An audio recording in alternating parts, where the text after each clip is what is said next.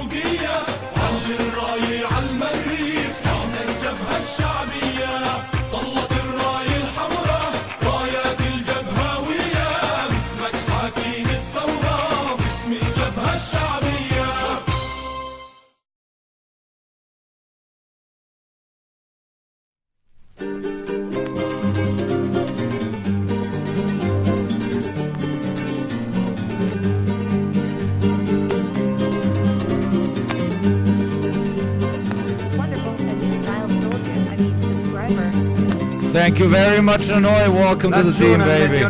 Starting in a couple. This is a beautiful Italian pro-Palestinian song. Rosa Palestina. suo fucile. No, non fan paura i carri armati di Israele. La tua terra tu la devi liberare. Never forget to be cuting, okay? Cuting 24/7. Abbiamo alzato il rosso, il verde, il bianco e il nero, stretta in pugno la bandiera, i colori di Al-Fatah. Abbiamo alzato la bandiera partigiana della rossa Palestina accanto a quella del Vietnam. Li chiamano banditi i giornali dei padroni che chiamavano assassini partigiani. Noi non crederemo ai bollettini israeliani, al tiranno Giordano traditore. Quante volte ci hanno detto è finita in Palestina e ancora cantavamo la canzone. Abbiamo alzato il rosso, il verde, il bianco e il nero, stretta in pugno la bandiera, i colori di Al-Fatah. Abbiamo alzato la bandiera partigiana della rossa Palestina accanto a quella del Vietnam. Al di là di questo mare c'è un popolo fratello, ogni lotta aiuta un'altra lotta. Ogni colpo sparato sul nemico sionista. Mamma mia, un italiano used to be Bestano. Cuting. Coi popoli in rivolta si muove oggi la storia. Rivoluzione fino alla vittoria. Abbiamo alzato il rosso, il verde, il bianco e il nero, stretta in pugno la bandiera, i colori di Al-Fatah. Abbiamo alzato la bandiera partigiana della rossa Palestina accanto a quella del Vietnam.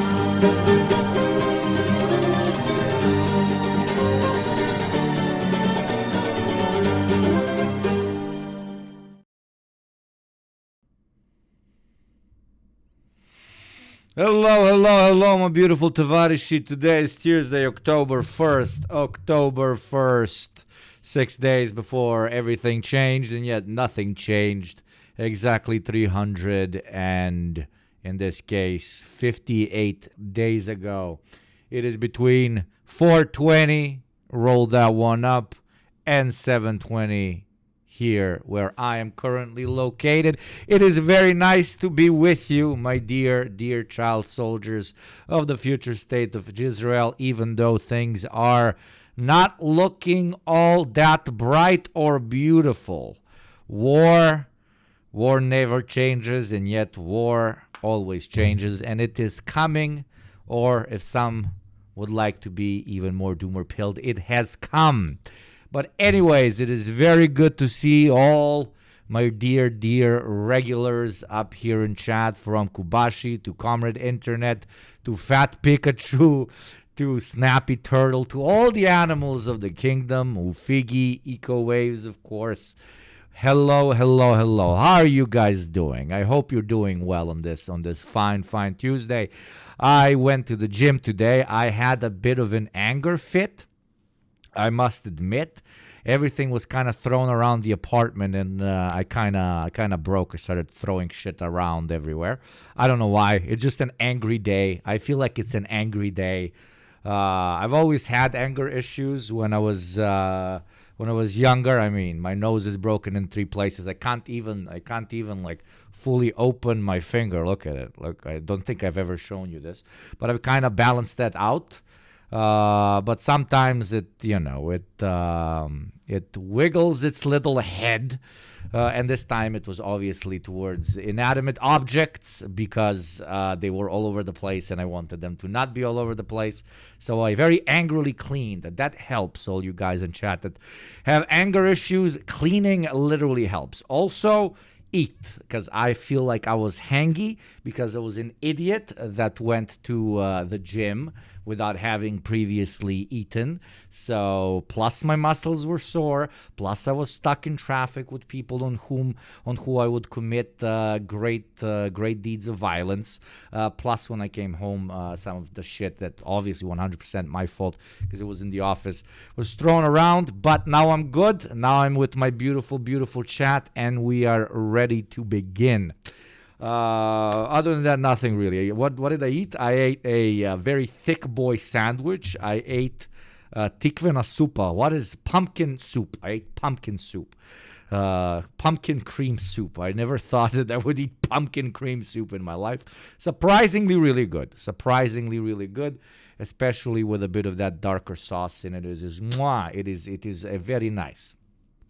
If I had anger issues, I would already be dead somewhere under the bridge. No, I'm sure you wouldn't. There are no weak chatters in YugopnikTwitch, baby, okay? Oh my God, it helps big time. It doesn't it, eh? Workout also. Angry shoulder workouts hit different. Yeah, I was doing back today, so now my back is kind of like tightened up. So it makes me feel like I'm constantly on edge. But of course not with you or my loved ones. I never in my life did any violency on anybody I liked. Except this one kid when I think we were 14 or 15. And he was making fun of my haircut, which, when I look at pictures from back then, it was very, very bad. So I understand the young gentleman at the time, but I overdid it. I really overdid it with my response to it.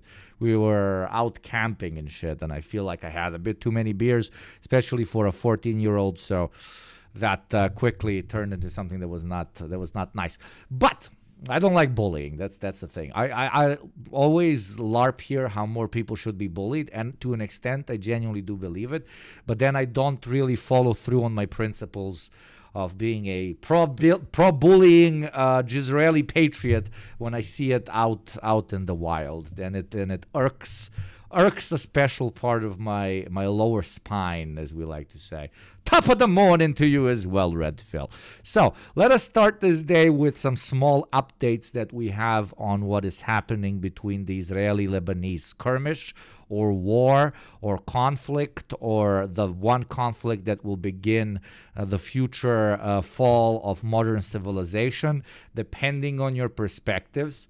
Currently, I don't want to lie to you, there is a lot of cope on both sides and a lot of cross-reference reporting on what is actually happening on the ground, very similar to what happened in the beginning of the Russo-Ukrainian war. So, the Lebanese are reporting one thing, the Israelis are reporting another thing.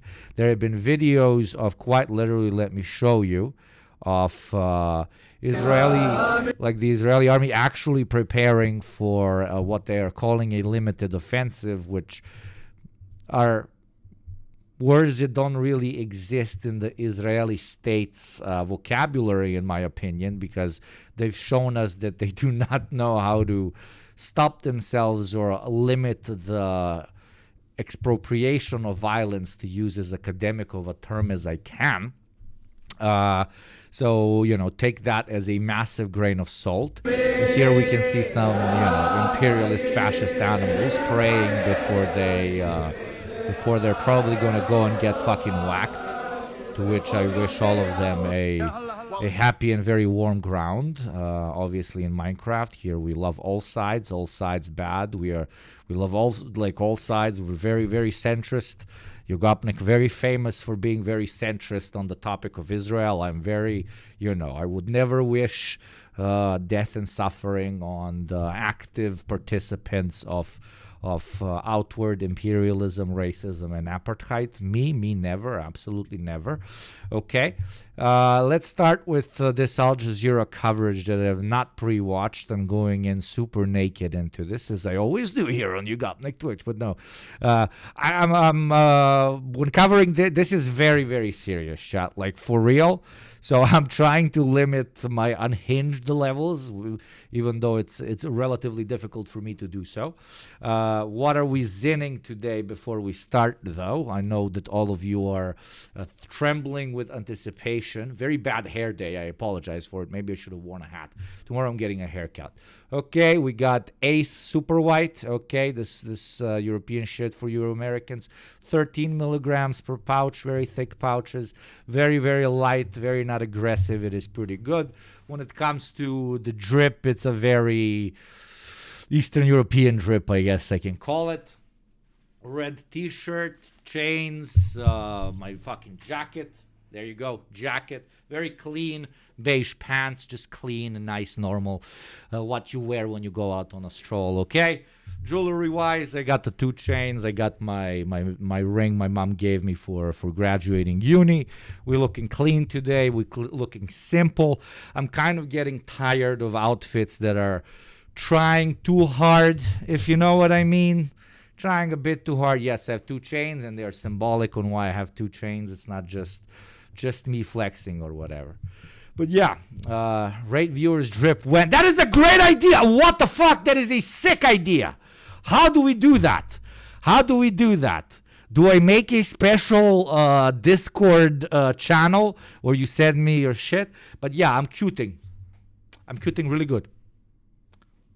Everybody that was here yesterday knows what cuting is. Those who do not know, they must be indoctrinated into what will replace mewing at some point, created by a middle-aged Balkan man who basically does the duck face in between his rants on whatever topic. Okay, I can't even do cuting because of the mask. You can't see my lips, but you get my point. Dragoslav, brate, Dragoslav. Yugo being very mindful, very demure, very cuting. Okay. You gotta know your Gen Alpha references here. If you don't know, you're not a real Yugooner. Exactly. Use the eating mask. We can call it the cuting mask. No, I still have not washed it. I promised last time that I will wash it, but that mask is going on a full Asmongold treatment. Okay, it's stuck over there. I always forget, so it's very bad. Also, last time update on the lore for all you early heads. The chair is now called Hochair Min. Okay, it's called Hochair Min. No, this mask I wash. This mask I wash almost every day, which is kind of ruining it to an extent. But this is now called Hochair Min, okay? Whenever I leave you with a chair stream, you're not actually alone. It is Hochair Min that is keeping you company. Those are the basic updates.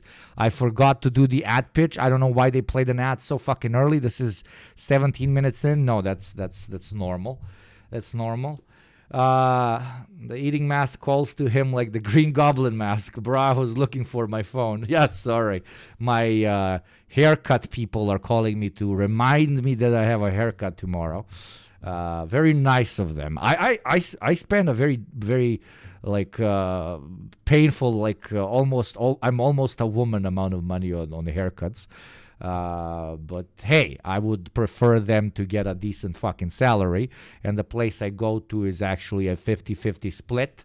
However much you give the barber, they keep 50%. The other 50% goes to the capitalist owner of the barber shop. So that's how I'm excusing away using copious amounts of money to make myself look pretty, to make myself look cute for you as a cute. Are you okay? Hello, Gabriel. Thank you for the 100 bits. Here's some money for detergent. Unwashed mask is fatherless behavior. Thank you, Daddy Gabriel. Thank you, Daddy.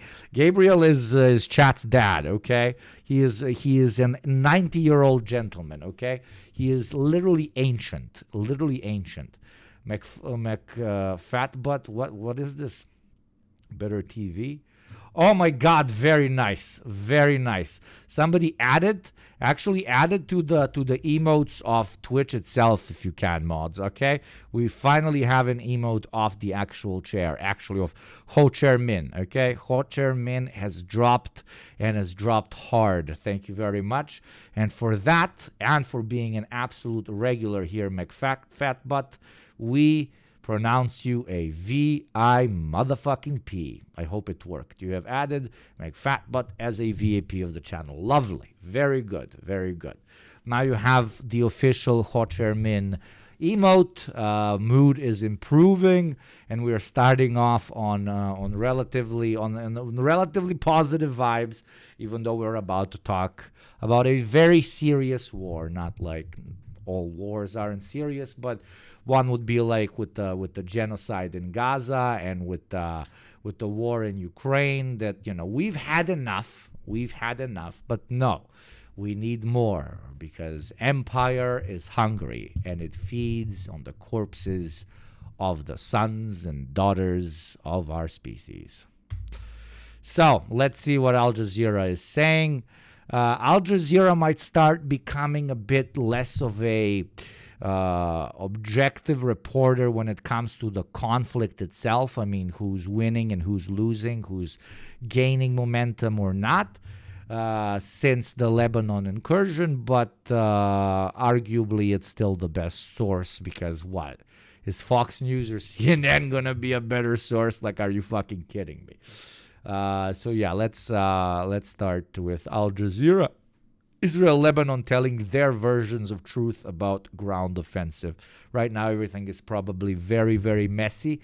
The one thing we know that a lot of Lebanese troops abandoned their position. The Lebanese army is not known exactly as, the fucking alpha giga chads of the military world, but Hezbollah has replaced many of those positions on the front lines from which Israel can start to enter. And obviously now they've been radicalized by what? My girlfriend's calling me. I'll leave you with Hot Chair Min for a second. Jesus Christ. Okay, let's get a little Israeli reaction from Ori Goldberg. He's an Israeli political commentator. He joins us from Tel Aviv. So I want to start firstly with these denials that we're getting from Hezbollah that the Israeli ground incursion into Lebanon hasn't actually happened. Could Israel be lying about this? No, but it's a gray area. This isn't an invasion force. This isn't an expeditionary force. There are no tanks. There are no infantry troops. These are mostly commando units. And I think that what they're doing, I would assume, is probably blowing up known Hezbollah installations in the villages or things of that nature. This isn't an occupation force. So in that sense, if Hezbollah was expecting an invasion, then Hezbollah's statements are correct. Fucking girlfriends! The reason I needed to go out of the room and didn't talk here is because I know she's a fucking nincompoop. She'll immediately speak in her native language, which will immediately tell you exactly where I live. Not like 90% of you haven't guessed it accurately already. So, I wanted to move out. I told her 70 times, I'm fucking streaming, woman! There will be many of arguments afterwards. She is jealous of you, chat. She wants to rip you away from me. Okay. Jokes aside, okay, I'm gonna go back and then rewatch a part of this, even though you watched. But blame it on woman. Okay, Wonderful. Blame it on woman. Soldier. Thank you very much, Mobius Loop, for the 2-month sub with Prime, baby. Thank you very much, my friend. Let's get a little Israeli reaction from Ori Goldberg. He's an Israeli political commentator. He joins us from Tel Aviv. So I want to start firstly with these denials that we're getting from Hezbollah that the Israeli ground incursion into Lebanon hasn't actually happened. Could Israel be lying about this? No, but it's a gray area. This isn't an invasion force. This isn't an expeditionary force. There are no tanks. Mrs. Yugopnik, can Yugopnik play a little more with us outside? Wonderful. No. A new child She soldier. said no. Subscriber. Thank you, GS Pixie, for the 2-month sub, baby. Thank you very much, my beautiful child soldier. There are no infantry troops. These are mostly commando units. And I think that what they're doing, I would assume, is probably blowing up known Hezbollah installations in the villages or things of that nature. This isn't an occupation force. So in that sense, if Hezbollah was expecting an invasion, then Hezbollah's statements are correct. Israel, however, has been exactly saying that this is what the force is. So both sides are telling their version of the truth. We've also seen the airstrikes continue from Israel to various parts of the region, including Syria and even a Palestinian refugee camp in Lebanon. What do you think Israel's game plan is here? I don't think Israel has a game plan. I think Israel has a list of targets that it has meticulously prepared. Yeah, that is a very, very astute analysis of Israel. Israel does not have a game plan. It just wants to intimidate everybody in its entire region and destabilize as much as it potentially can so that it can do as much land grabbing as it can. It is also indirectly hoping for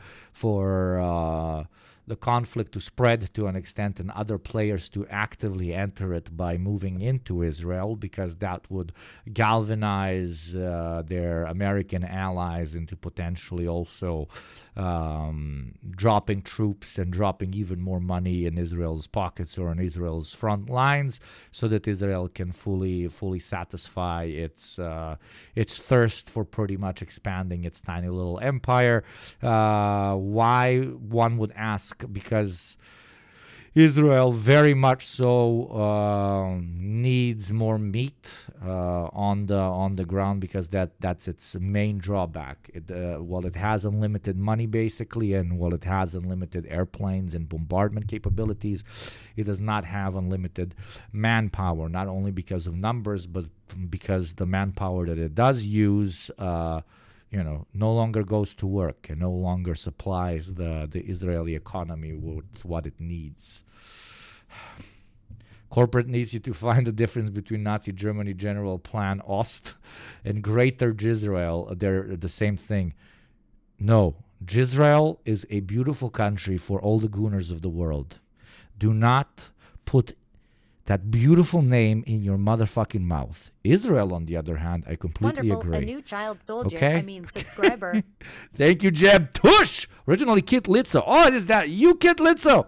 Love you, comrade. Love you, too, for 7 months. Jeb Tush is Kit Litzo. Remember, Jeb Tush is Kit Litzo. Certainly since... Israel is not Jisrael. Always remember, okay? Israel is the home of all the gooners of the world, for they deserve a true homeland, okay? Israel is an apartheid occupying fucked up colonial disease that we call a country. Okie dokie, okie dokie. 2006, but it is likely updated. Cuting. Don't forget to cute in between saying Israel is bad. On a daily basis, and I think Israel is now seeing a chance to hit as... Thank you very much, Mousy Nano. Fuck the apartheid state. Absolutely, though. Who would want to put a Wonderful. dick into new an child IDF soldier? Am I subscriber. right? Am I right? many of those targets as it can, including Palestinian faction commanders in refugee camps and ammunition dumps in various parts of Lebanon, as well as whatever else might be of interest. In that sense, this is SOP for Israel. It's exactly what Israel does in Gaza, or at least did in Gaza before it destroyed Gaza. Every time Hamas fired rockets or feigned unrest, Israel would hit these positions. Israel has what it calls target banks. They have thousands and thousands of targets on them. That is what Israel is doing. How real is the danger of mission creep, that this ground... Target banks aren't just information on where these locations that they might hit are. Target banks are literal coordinate options that you just click on, and then you have your either domestic fighter jets or your military installations close to the border simply fire on them. They basically, like in their military system, they basically have option A to option Z number 785. And all of those are listed out as specific locations all around what they deem as threat risk locations. Jesus Christ, MacBook. This is not a moment of celebration. What the fuck? And then they literally just pick through them. And they click, it immediately recalibrates, it immediately shoots. That's a great benefit of being closely located to what you perceive as your enemy, right? It's very much like it's gamified. It's hardcore gamified, okay? Hardcore gamified. Ground invasion could end up with a situation where the Israeli troops are permanently stationed on the northern border indefinitely. Is that something Israel wants? I don't think that's something Israel wants. I think those Israelis who support the war, and a lot of us, I think they would probably say that's something Israel must have, at least for the time being, because otherwise Hezbollah would be too close to our border. I wouldn't put it past Israel to think of this incursion as a ploy for future negotiations, for a deal that will include both Gaza and Lebanon. But right now, what Israel wants most urgently is to broadcast to its own citizens, to those Israelis who were almost forcefully evacuated from the northern part of Israel after October 7th, that it is safe to return home.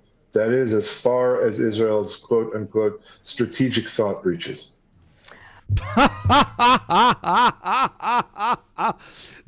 Chat, the Israeli population needs more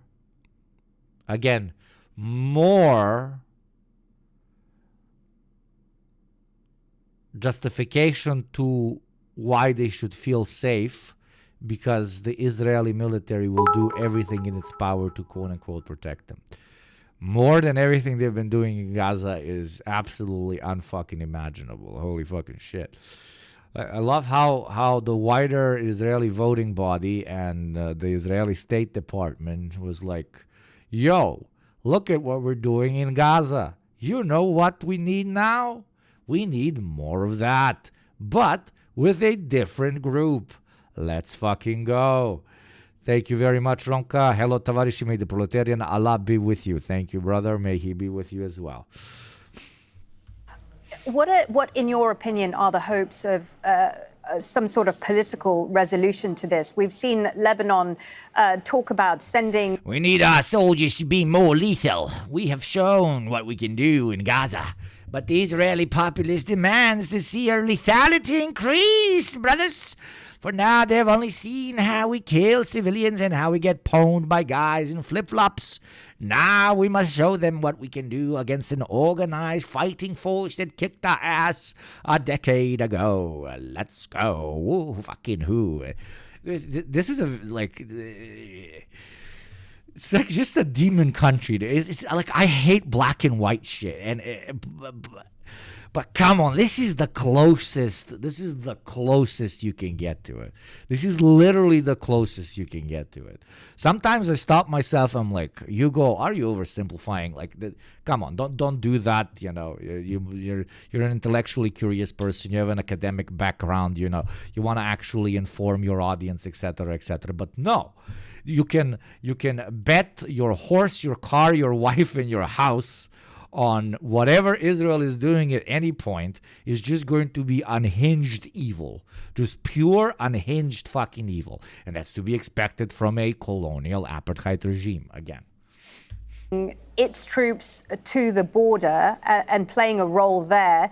Perhaps we could see... What about North Korea, ya tanky? Man, North Korea is super fucked up. Do you know they push the trains there themselves?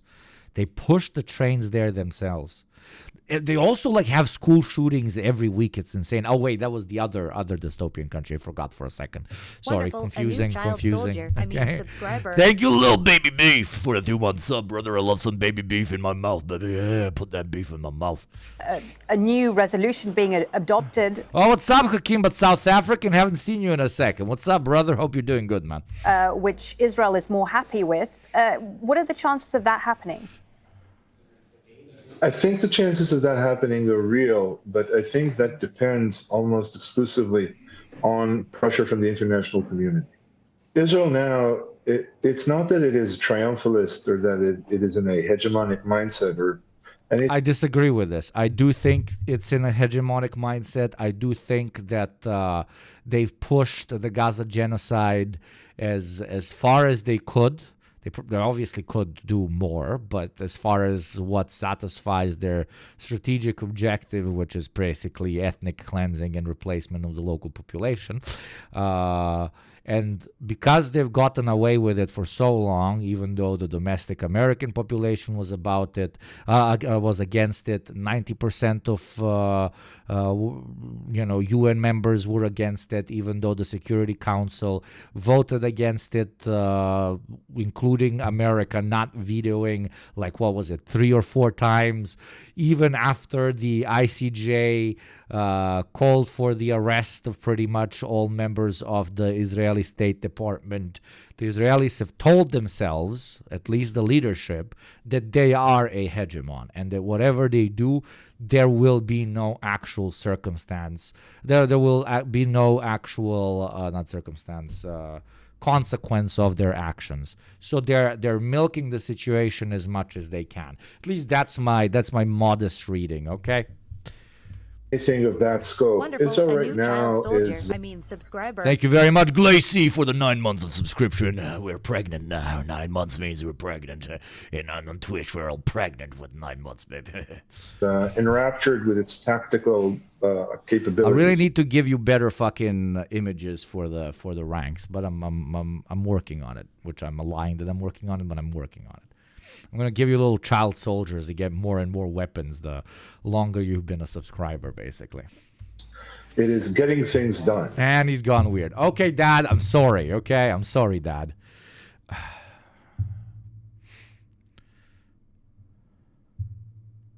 Their settler organizations only planning on how they would divide southern Lebanon. Don't get much more triumphalist than this. Exactly, Abigail. Yep. That's my reading as well. I don't know why this gentleman wouldn't agree with this. I'm doing my best not to question that, he's reporting from Tel Aviv, but he is reporting for Al Jazeera, so I doubt he's like a simplistic woo-ha, Israel always good type of Zionist. Enraptured with its anything of that scope. Israel right now is enraptured with its tactical capabilities. It is getting things done. It is hitting bad guys. It is taking Hezbollah garrisons and turning them into Israeli checkpoints. And also, don't forget that there's a lot of, at least in the Israeli military, there is a lot of hoorah right now that we can't tap in because we are not sociopaths or colonialists.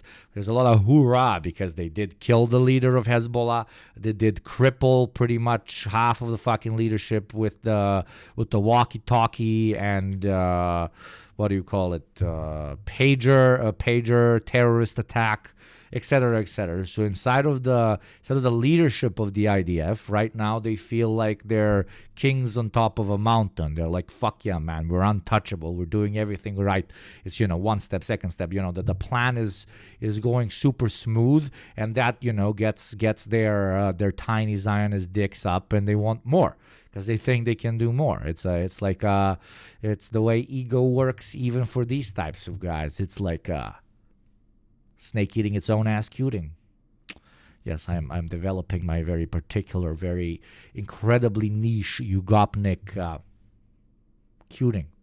Snake eating its own ass. I said the thing. Sorry.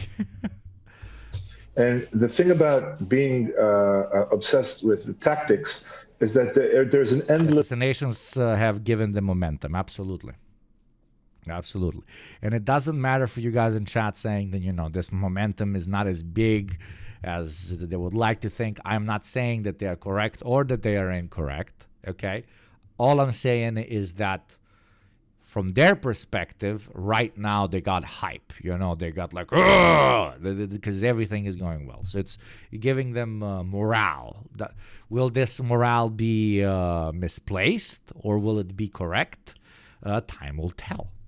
This list of chores and tasks that you can constantly get done in order to have a sense of, positive accomplishment.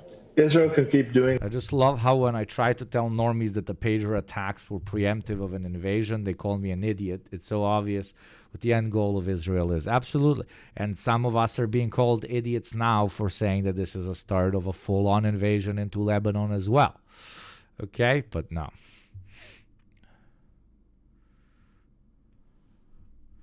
What's up, Anarchist Tech Support, baby? What's that link? Let me see. I trust your links. I trust the links of tech support, especially when they're anarchists. Okay, baby? Okay, baby?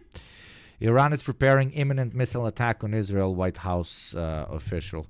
Iran is preparing to launch an imminent ballistic missile attack on Israel. Yeah, but it depends on... They've launched so many. They've launched so many that are just like, womp. So let's see.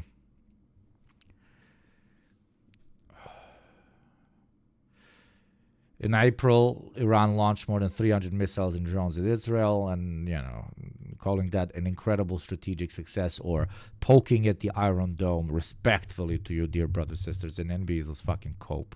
But yeah, let's see what they do. This for a long time. I don't think it has the capacity to stop itself. I think pressure from the international community is required. I don't know if that's likely. It certainly doesn't seem so at the moment. But the temporal physics of these conflicts in Lebanon are already well known and established. I would assume that talks are already underway. Lebanon is a country that is on its knees economically and...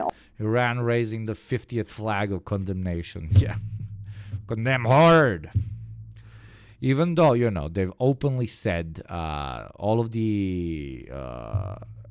Arab nations and the one Persian nation around Israel has said that they want peace. They do not want this spilling into a wider conflict.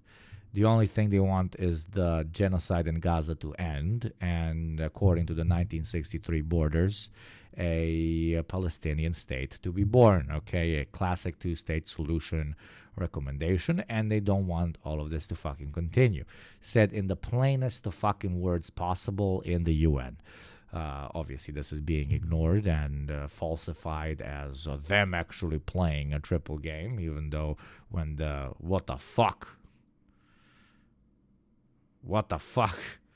Okay, fuck off. What the fuck was that? What the fuck was that? Okay, did they just get hacked? What was that fucking ad? Sorry. Lost my train of thought because of random fucking Google Chrome ad. I need to delete my some of my plugins, I guess. But yeah, basically all of them are saying no. Now you can question: is Iran being cucked, or does Iran not want to lose millions of its own citizens in the case of a full frontal invasion into Israel, which would lead to an American incursion into Iran, right? So Iran is basically calculating, is this worth going into a full-out war? And are some sort of principles and the deaths of my own civilians and soldiers worth pursuing this principle? There is no way to answer that question. That is a question that every civilization, every state, and its leadership needs to answer for themselves. For that is independence. And I don't have a clear answer. Will millions of Iranians dying so that we stop millions of Palestinians dying? Is that what I should be rooting and tooting here for while I'm calling Iran a cock? Or not. This is, c'est la vie, tavarishi. It's complicated. Obviously, the more Israel attacks it, the more chance of it turning into a failed state, like we've seen in Syria. And we've seen in previous situations in other Arab countries, when there's a political vacuum, militant groups can spring up. Is that really what Israel wants on its border? Well, of course it isn't, but then again, I think this but there's a real risk of that, isn't there? Oh, sure. But I think your question demonstrates my basic assumption, which is that Israel isn't thinking that far. Israel isn't. Risk of that, isn't there? Oh, sure. But I think your question demonstrates my basic assumption, which is that Israel isn't thinking that far.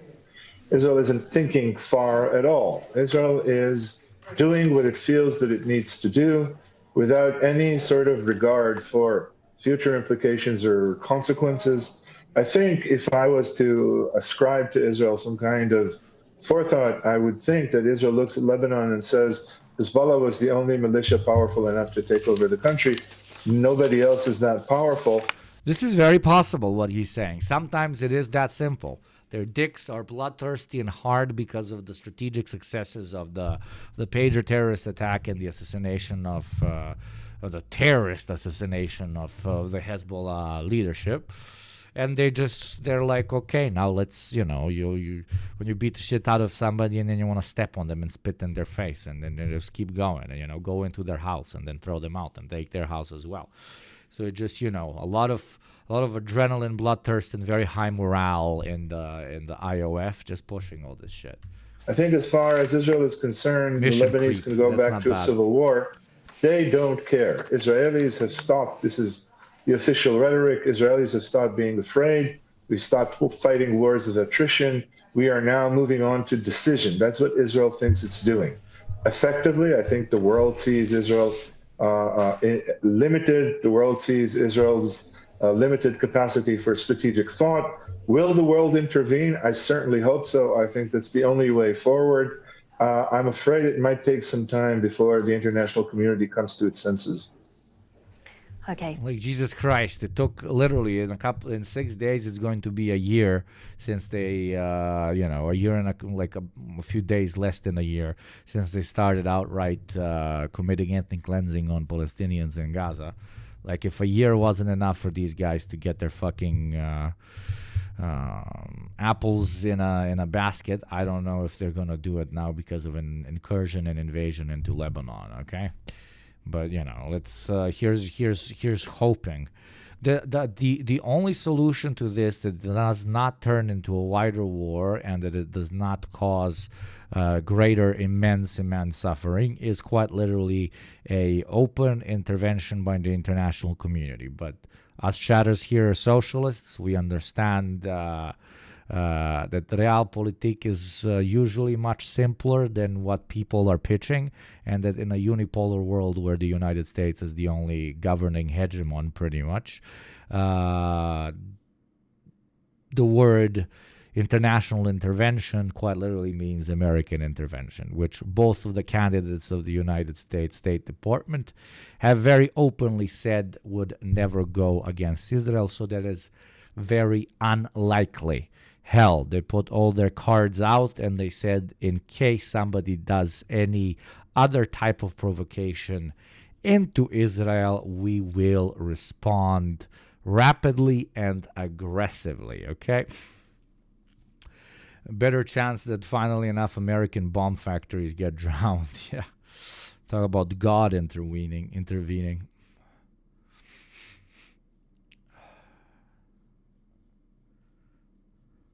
A year in and now they're starting the second front of the genocide. Yeah. They're just super hyped on their capabilities. They're super blood high, blood drunk, and they think that they're unstoppable. That's pretty much based on the information that we have right now, the explanation of the motivation behind Israel's current move. I don't know, I just got here, but I used to live near western North Carolina where we have devastating flooding. And all I know that the U.S. is going to give more money to Israel will people I know lose everything. I mean, that's the joke, my friend, and welcome to the community. That's the joke. Somebody's talking to Joe Biden is like, "Sir, we're having earthquakes, hurricanes, and half of the country is flooded and half of the homes are destroyed." Joe Biden is like, "Oh my God, I need to do something about this." "Oh, thank you, Mr. President. I will give Israel $800 billion. That's the meme. That's the TikTok. That's the edge. But that's literally what it is. They just gave Israel what, 18 billion? 18 billies? Yeah, literally, like yesterday or today, 18 billies. But no, dear American, sit in the water and drown, okay? Become homeless even though you saved for that house for your whole life, $20 million to Israel now, Jack. Oh, let's see some more coverage of this horrible shit unfolding in front of our eyes that we can't, unfortunately, look away from. Do.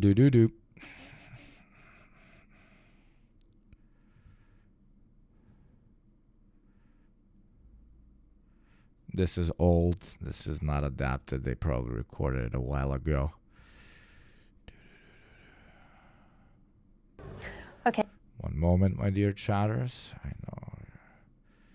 CT. While Israel's airstrikes expanded into the heart of Beirut for the first time in nearly 20 years, much of the focus Monday was on the possibility of troops on the ground.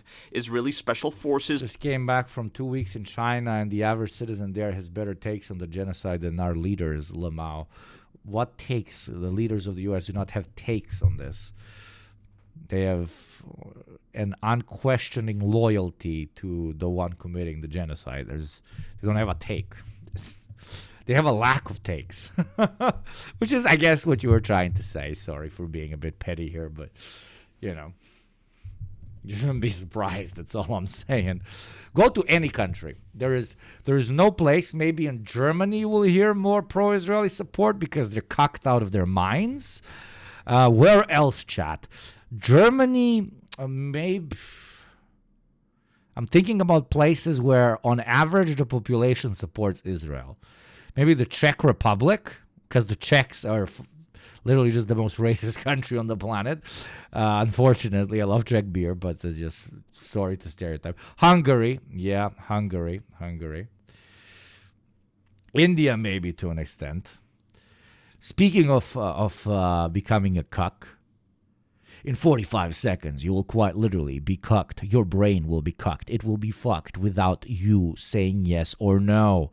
By what, you might ask? By the eternal of Twitch. By what we call gravity here on Twitch. By what we call another day. Something that cannot be taken away from you except through one special weapon. And that is a subscription. Become a Yugopnik Twitch. Sub for $6 a month for free through Prime, or donate to somebody less privileged than you. And save yourself from the eternal advertising cacoldre, which will begin in exactly 10 seconds. Do not become a cuck. Do not become an ad watcher. Thank you very much. Is launching. That was a pretty decent pitch, I believe. Consent is important. You can consent to being a sub, but you cannot consent to watching Wonderful. an ad. A new child soldier. That is my subscriber. theory. Okay. Thank you, little baby beef. We love me some beef, baby. For the gifted sub. Thank you very much. $6 a month in some countries. It's like $2 in other countries. $3 in some. $5 in some. Depends.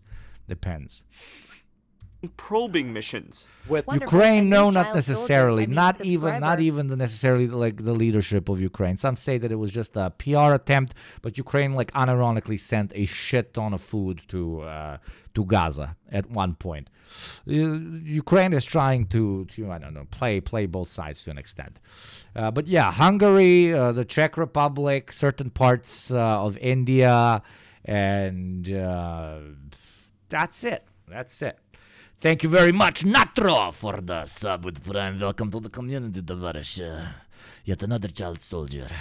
Whether it's defense or offense, there is nowhere that Israel will not reach. And hinting at a ground offensive of Lebanon Monday, much to the opposition. Russia, no, Russia's same like Ukraine. They're not really picking.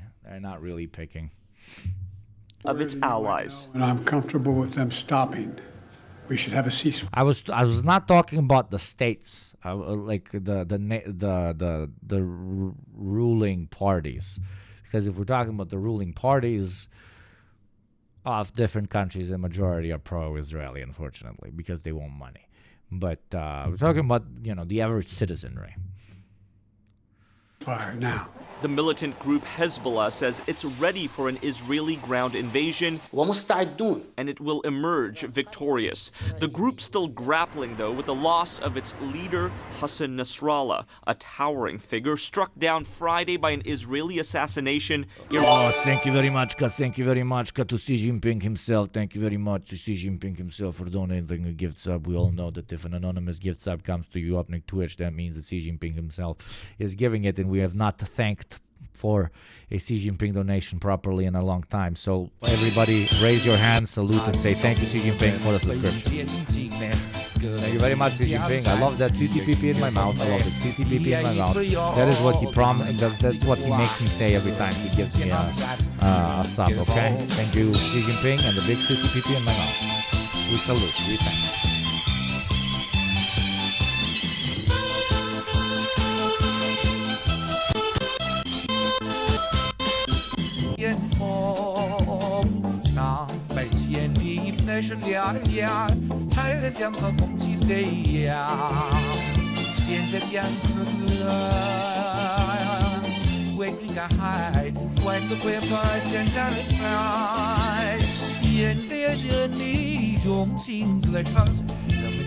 Thank you very much.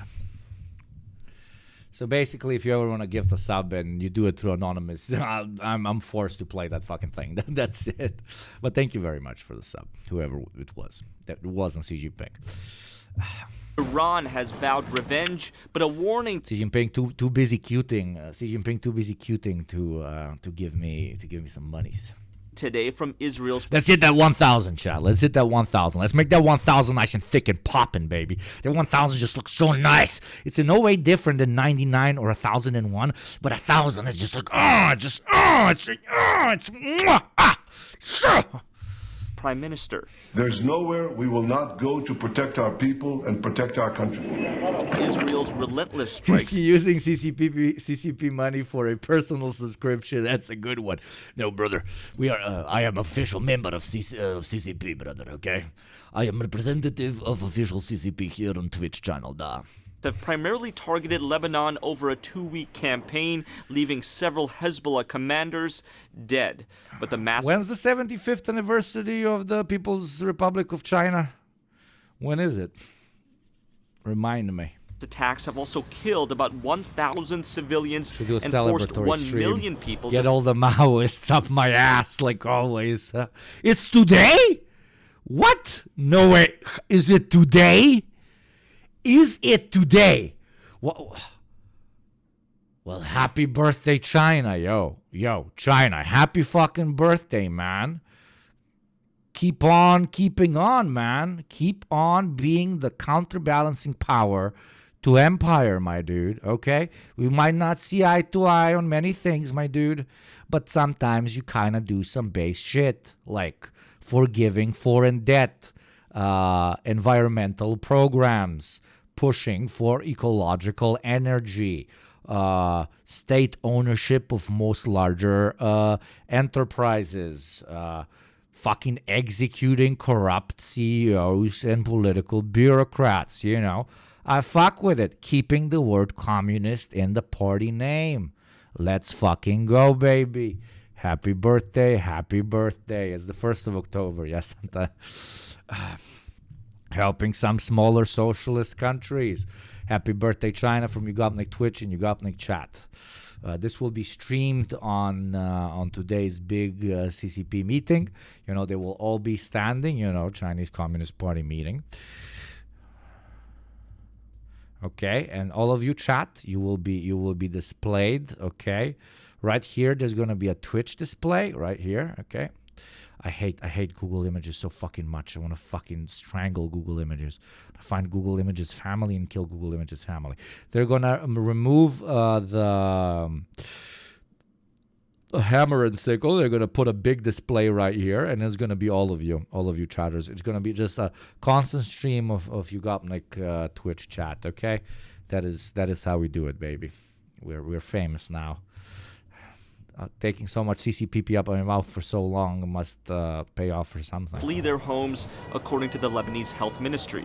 The German embassy in Lebanon has now decided to fly out all non-essential personnel from the region, but Global Affairs tells us today the Canadian embassy so far remains fully operational.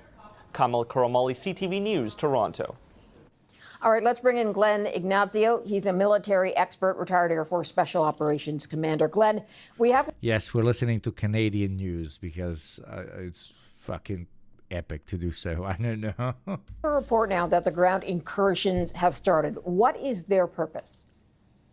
Yes, you're absolutely correct. Well, the special operations team, what they're going to go in is they're going to go in to detect, disrupt. Remember when they were making fun of Russia for calling it a special operation and they were like, this is just war?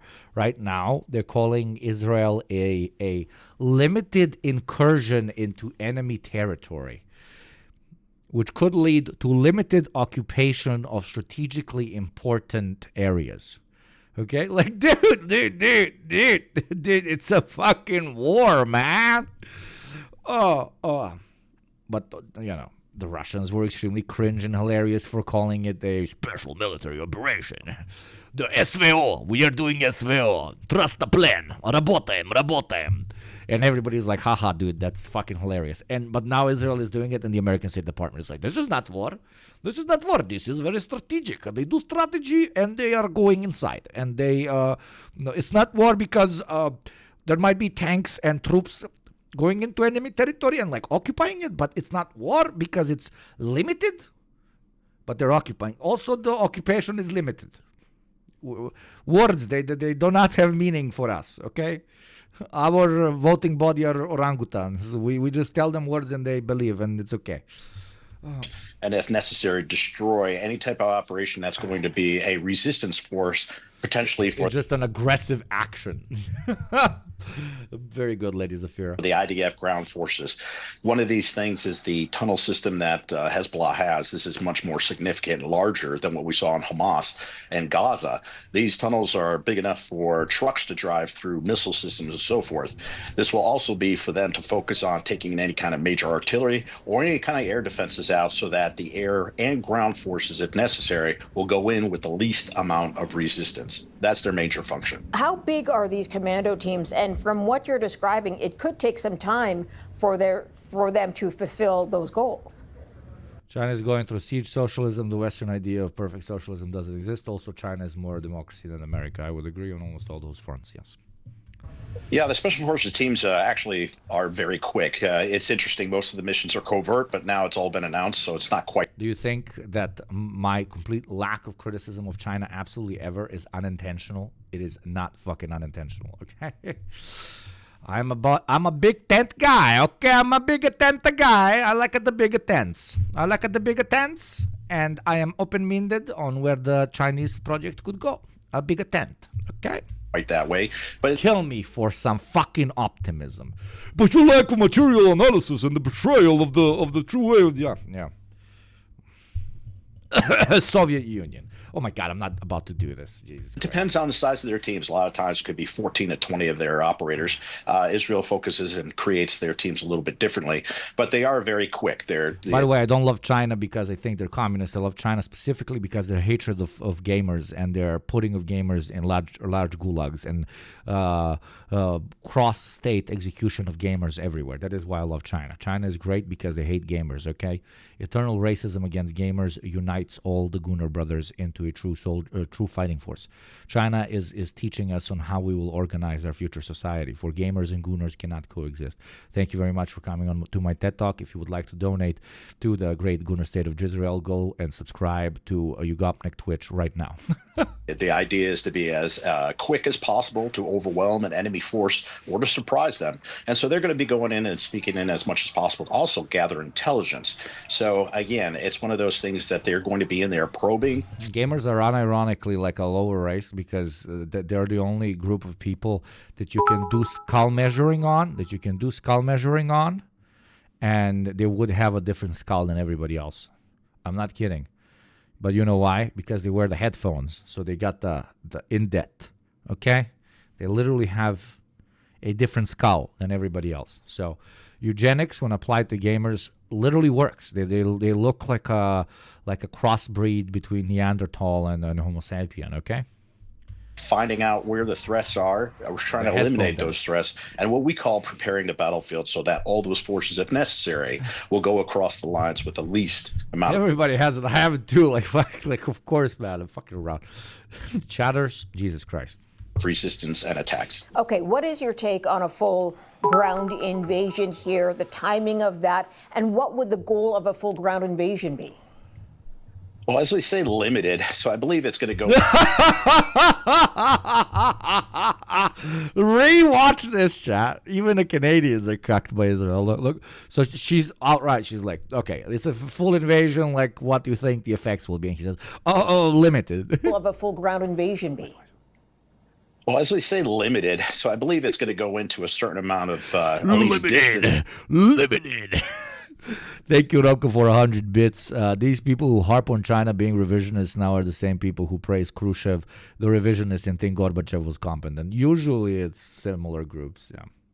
Within Lebanon to try to strike those areas to sort of have what we would call a standoff, to be able to push all those particular threats back and eliminate those threats around the country with airstrikes as they have. They really have disrupted Hezbollah rather significantly with the communications being taken out and basically the fear that, the IDF and the Mossad has really done well to identify where all these militants and so forth are. So there's a lot of intimidation there for the force, but they would definitely want to go in, eliminate the threats. And if you think about this from Israel's perspective, they are eliminating Hamas, Hezbollah, and they have attacked the Houthis last night. These are the factions Iran has brought to bear against Israel, and they're basically eliminating all those threats that have existed for decades. Okay, so let me compare it to the situation in Gaza and bring up a point we've discussed before. They are pushing them back. They are eliminating them in certain circumstances, but they are starting a wider war that could potentially include world superpowers if Iran chooses to react, and yet it is being painted as a defensive strike which will limit future militant and violent attacks. This is fucking hilarious. This is so funny. This is so funny. Because, again, the main pitch against the Russians is that the Russian pitch that, this is a proactive invasion to stop NATO from, taking up Ukraine and then, potentially damaging Russia. The West was like, that is a stupid argument. Shut the fuck up. Western media was like, that's a stupid argument. Shut the fuck up. And now Israel is doing literally the same thing. Israel is saying, we are doing a special military operation, a limited occupation, a limited intervention in order to stop the Nazis in Lebanon, aka the Hezbollah in Lebanon, right? This specific group that is a direct threat to our life, and we do not have anything against normal Lebanese people. Also, if Iran does something, we are calling Papa America to come and blow them back to the Stone Age. It is one-to-one, same argumentation that the Russian state was giving when invading, and everybody was like, that makes no sense. And now Israel is doing the absolute same thing, because it's fucking blood high because of all the successes that it's had. And it was like, no, we fuck with it. It's a special military operation. It's limited. It's super based. Let's fucking go. It's this like writes itself, The cringiest thing somebody can do in my job, in my opinion, because it's too easy, is to call out hypocrisy of the Western Empire, right? It's too easy. It's Yugopnik talks about the hypocrisy. You're cuting, you're sleeping, okay? But here it's just want to connect the dots of this particular hypocrisy to you because it's I think it's fun. I think it's fun. Speaking of things that are fun, there are some things that are not fun, like early bedtime, like soda that is not cold, like beer that tastes like piss, and one of them worse than all of the others combined, advertising that you do not consent to, which will play in exactly 40 seconds, but you can save yourself from it. Same like from a warm soda or a warm beer, you just go out and buy one for between $2 and $5. Same with a subscription for Yugopnik that will save you from those ads. Don't drink warm soda, don't drink piss, and don't watch ads. Become a Yugopnik Twitch sub or donate to somebody less privileged than you right now. Thank you very much. Then what? Would this involve, ad plays in 20 seconds, in a longer term, keeping Israeli troops across that border in Lebanon to make sure Hezbollah does not regroup? That would be actually dangerous, and I don't think that would be the smart thing for Israel to do. I believe the idea of taking and eliminating any threat, like, for example, when they went into Gaza, the idea was to eliminate Hamas or at least any potential or ability of a threat to attack Israel. I believe that is the same thing that they're trying to do for Hezbollah, but Hezbollah is rather significant. Many more rockets, many more personnel, and I believe that that's what they're doing. So there's something within that area, and how far they're going to go in will be determined. But to operate and actually stay in Lebanon itself would be really the wrong thing and probably a dangerous thing to do. Thank you very much, Fat Pikachu. Oh, such a fat Pikachu for the gift sub. Nobody watches ads and Yugopnik Twitch, baby. Let's go. Eliminate Hezbollah. Eliminate. So close to that 1,000, it's calling for me. Hamas, and let the country start reorganizing in a way that's going to be better, so that Iran cannot influence it to attack Israel. That would be the main function, if possible, for Israel to really get the right. A limited World War III operation, just a small world war, just a limited nuclear war, just a limited apocalypse. It's limited to 99.9% of the planet. New Zealand will survive. Indeed.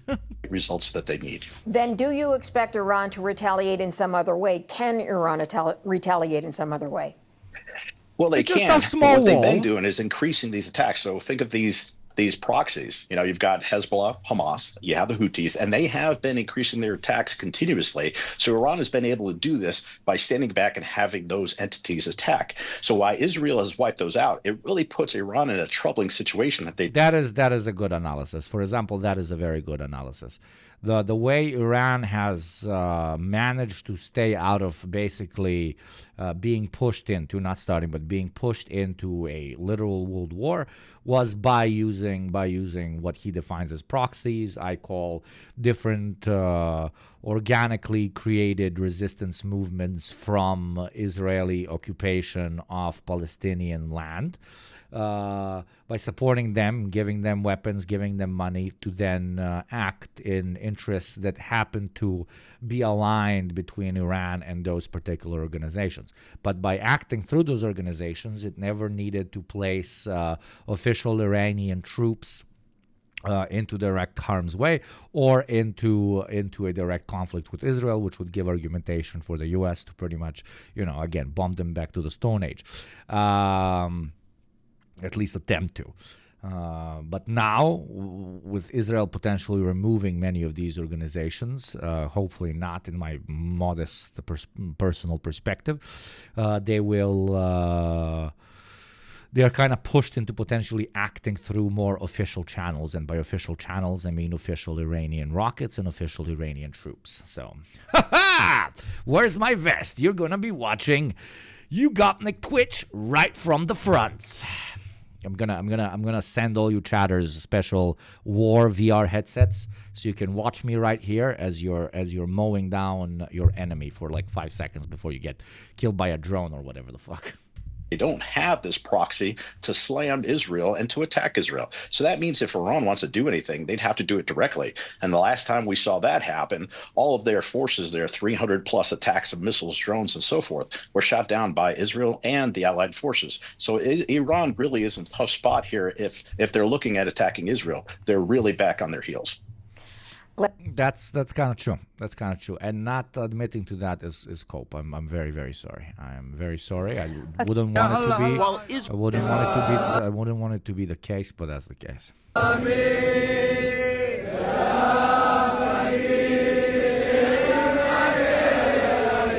Jesus fucking Christ.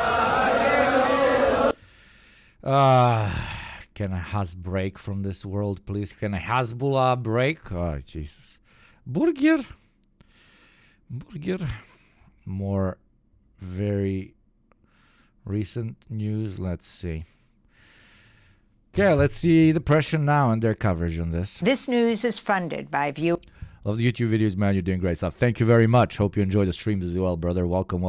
3 to 4 times a week. I'm here talking about news, philosophy, theory, and gooning. Child soldier. Which I think 90% of the people here are just for the fucking gooning thing, and I bore them with other shit. Oh yeah, now we're cuting as well. Cuting is you're doing a duck face, but we're taking it back. And we're replacing mewing with cuting, okay? Thank you, Delta Frost. Very cool name for the sub for 2 months. Shout out to the program pod and the episode with Central Committee. You all should collab more often. Absolutely. I would love to come on Central Committee. That would be very based. Very cool. Also, congratulations to him on getting that very cool Twitch trophy and the 10,000 subs. Very based. I love Central Committee. Central Committee is sick. Viewers like you. He's a smart motherfucker, man. Please support our For an American, of course. work at democracynow.org/give. Welcome to Democracy Now!, democracynow.org, the War and Peace Report. Yeah, I had to slide that one in. Report, I'm Amy Goodman. The Lebanese Health Ministry says Israeli airstrikes. Mike is cute for an American. I want somebody when you're in Mike's chat, I want you to make him cute. I genuinely want to make this a thing. I want to make this an actual thing. Dragoslav cuting, okay? Wait, let me show you. Dragoslav, this is cuting, for those who don't know. Sad bio u kafić, tražio od gazde 30 sojla. On kaže, si ti lud. Usta ga je bio. Treba ga ubije čovjek, više nikad neće ide kod njega. Dugujem mu 2 € za čaj. You talk and then you stop to cute. A ima ženu dobru, ne dolazi kod njega. Zaljubila se u mene i šta bi ja radio. Ima dobru ženu. That's cuting, okay? That is fucking cuting. Is there one where he does it more often? Lele, Viktor. If he can cute, everybody can Neku cute. ženu ću da bijem ovde. Sad mi jedna pogledala Ja ću dumnem jebem ti Red Bull. This. Ovo ljudi nema nigde. Hassan Ja ass sam chain. najslađi čovjek na svijetu. I'm the ljudi. cutest man in the Slađi world. sam od meda. Wait. Samo ovaj nos mi je mala. Wait. Koja usta, brajko, koja usta. Blago ne koja se bude udala za mene života mi. This is cuting.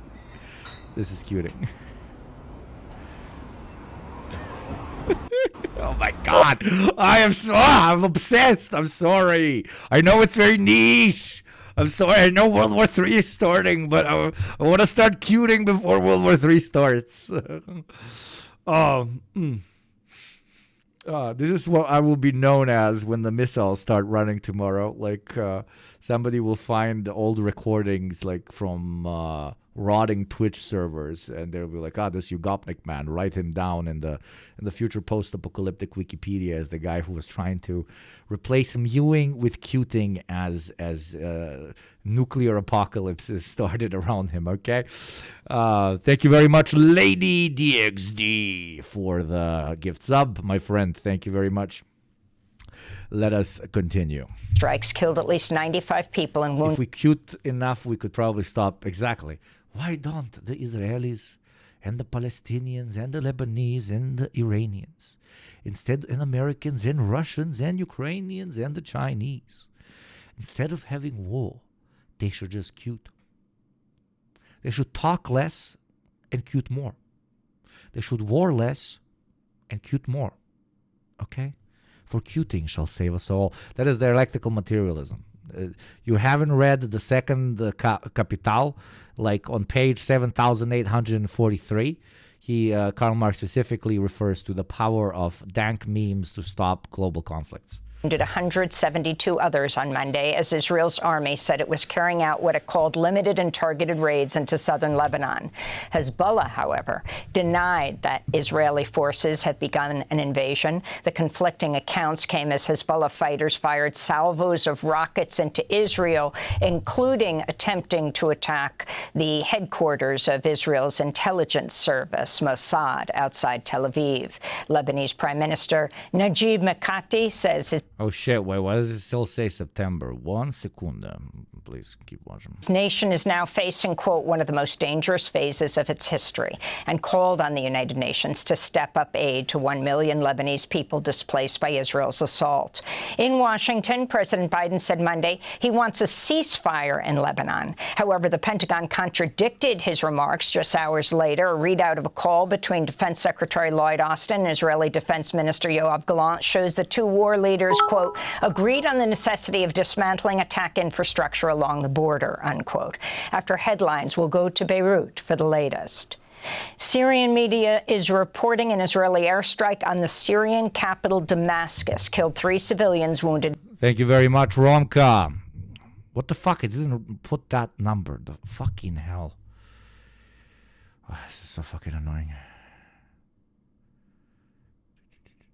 One moment. 9 others. It was reportedly the third such attack in recent days. The Syrian Arab news agency said its presenter, Safa Ahmad, was among those killed in Israel's latest air raid. In the Gaza Strip, an Israeli airstrike on a home in the Nuseirat refugee camp late Monday killed more than a dozen people. Witnesses say at least 7 of the dead were children. They targeted 14... There we go. I did the proper one. Okay. Thank you, Ronko, for 100 bits. How do you guys think Stalin managed the industrialization? How do you guys think we defeated the Nazis? It was huge cuting initiative. Absolutely, man. When he was young, he got into power by being super fucking cute, you know? Sleeping people, young adults and children. What can I tell you? They were not doing anything. They were sleeping.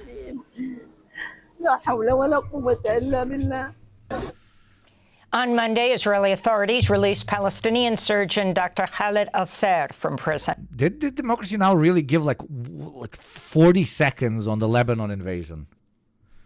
What the fuck are you doing? Months after he was abducted by Israeli forces during a raid on Gaza's Nasser hospital in March. He's among dozens of doctors, nurses, and paramedics held by Israel who, according to Human Rights Watch, have faced widespread torture and abuse in Israeli custody. Half the population of Haiti is now... Okay, Jesus Christ.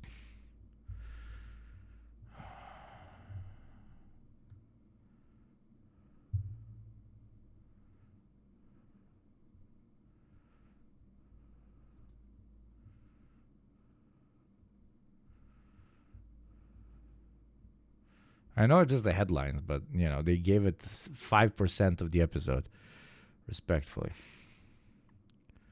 Let's watch This the action. news is funded by viewers like you. Please support our work at democracynow.org/give. www.ybc.com/give. My grandpa served in World War II with the 1st Cute Airborne Division. Never got into a single gunfight. Coincidence? No, but he probably won the whole war.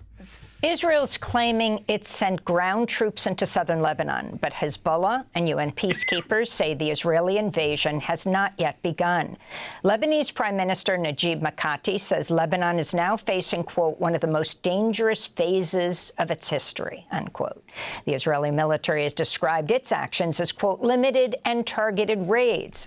And chat, like I know we covered most of this, but also keep in mind that Israel's interest in Lebanon can be fulfilled if they just turn it into Libya, into basically a lawless, failed state that cannot at any point create a organized force strong enough to pretty much do anything against Israel as they occupy particular parts of their territory under the premise of security and limited occupation, so that they can pretty much grow their little colonial state, you know? Southern Lebanon. So they don't have to, what I'm saying is they don't have to actually, I don't know, walk into Beirut and put an Israeli flag. They can just destabilize the country, which is already incredibly unstable, to a point from which it cannot come back. Lebanon. This all comes after 2 weeks of Israeli attacks on Lebanon that have killed over 1,000 people, including longtime Hezbollah leader Hassan Nasrallah, who was assassinated in a mass... JP Street, how will Fox News explain Christians and ancient churches being bombed in Lebanon? How godlike to America to support this? And they never cared, man. They never cared, dude. Being religious in the States is just another brand you put on your body. So that you can lie to yourself that you're not as bad as all the other unhinged fucking consumerists, okay? Massive Israel bombing on Friday. According to the Lebanese Health Ministry, Israeli attacks killed at least 95 people on Monday alone. Earlier today, Israel ordered residents in 25 southern Lebanese villages to leave their homes and head north. For the greater Israel after Lebanon, we'll see what happens in Lebanon. But if their cockiness increases the way it's increased after what they've managed to do to Hezbollah, and after they've been pretty much uninterrupted in their genocide against Palestinians in Gaza, then yeah. The Israeli state, from what we can see right now, acts more aggressively and pushes its military towards active conflict. The more successes, as they define successes, they have. Okay. The United States has... They tested the ground first in Gaza with the genocide for a couple of months. They saw that the international community will not do anything against it, and by international community I mean the only hegemon in the world, the United States. Then they went into full ethnic cleansing and pretty much bombed it back into the Stone Age. They tested the grounds, especially with Iran, with the assassination, with the terrorist attack with the walkie-talkies and pagers. When afterwards they managed to assassinate the leader of Hezbollah again through terrorist means, they grew even more cocky, and now they're doing a full frontal invasion because they've grown so cocky. It's from what we can see materially, that's how the Israeli military operates when it comes to their both long and short-term plans. Hell, one could argue that they don't necessarily even have long-term plans. They're just you know, like every expansionist, borderline fascistic state does. They're testing the ground. If it's possible, their greed grows and they want more and more and more. But ironically, that's what usually ends up killing most fascist empires. They bite off too much, and then they can't fucking chew. Given mixed messages on Israel's escalating attack, this is President Biden being questioned Monday at the White House. Israel may be now launching a limited operation into Lebanon. Are you aware of that? Man, I love the full circle. They're really going into the limited operation. It wasn't a special military operation when Putin did it, but when we did it, it's so fucking limited, man, and it's such a special operation, dude. Yeah. Comfortable. Just a little limited nuclear third world war, just very limited. Yeah, it's a special world war, brothers. With their plan. I'm more aware than you might know, and I'm comfortable with them stopping. We should have a ceasefire now. While Biden called for a ceasefire, Whoa. U.S. Defense Secretary Lloyd Austin spoke to Whoa. Israeli Defense Minister Yoav Gallant. Austin later said, Do quote, something I about made it then, clear brother." that the United States supports Says ceasefire now, proceeds to send 18 billion, which they just sent.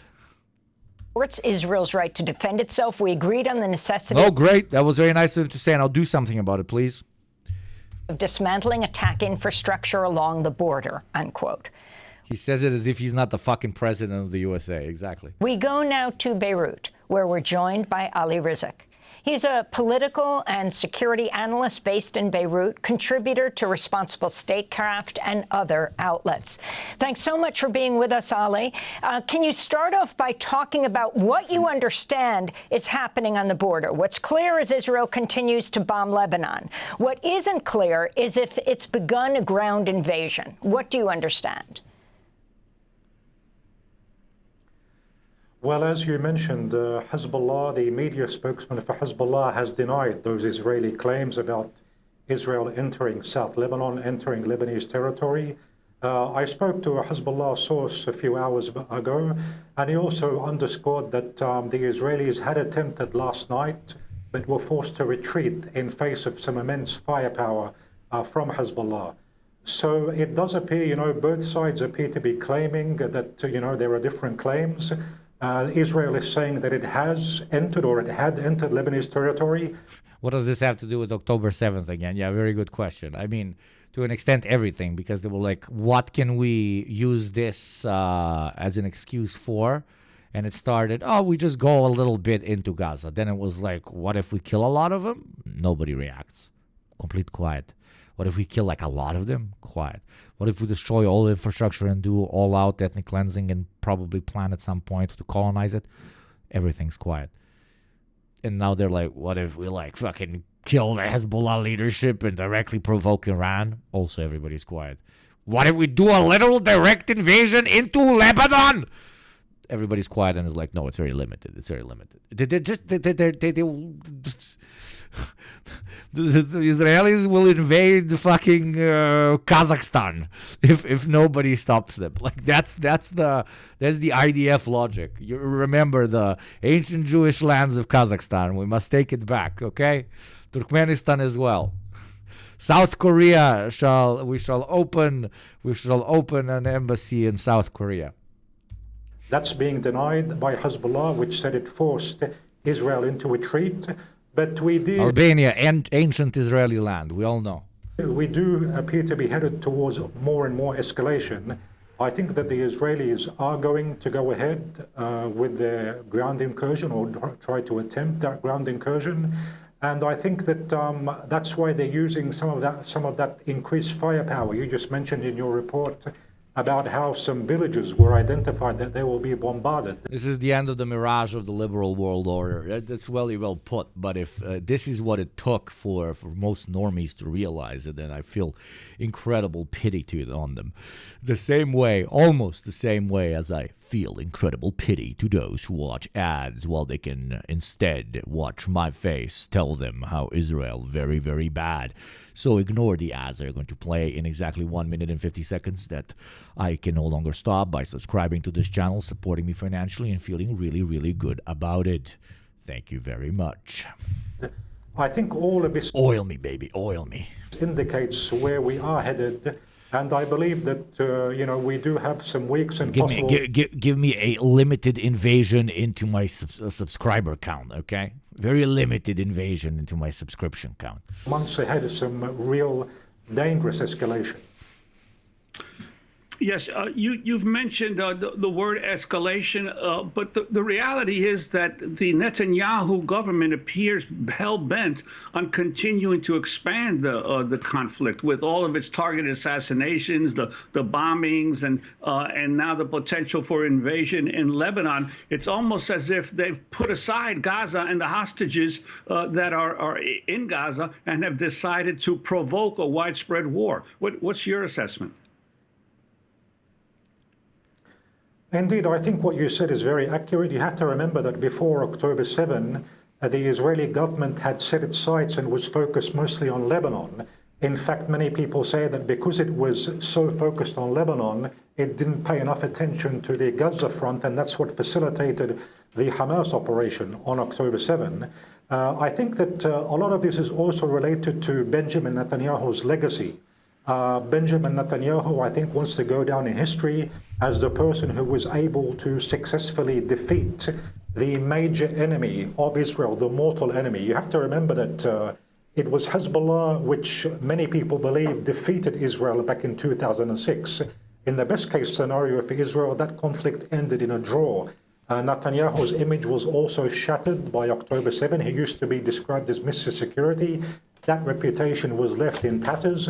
So I think what Netanyahu is trying to do right now is to rebuild his legacy, number one, by saying, look, I defeated Hezbollah. I took out the number one leader, Sayyid Hassan Nasrallah, who was like Israel's nemesis. And number two, I think that he's trying to repair that damage which was done to his own reputation as being Mr. Security. I wanted to ask you from about his Jordan's personal foreign perspective, that absolutely makes sense, and that is what he is doing. And some of your chatters might be confused on how this is provoking a wider conflict, except for the obvious provoking of wider conflict by invading a sovereign nation quite outright. But how are you provoking a wider conflict by destroying these paramilitary organizations such as Hezbollah or Hamas, etc., etc.?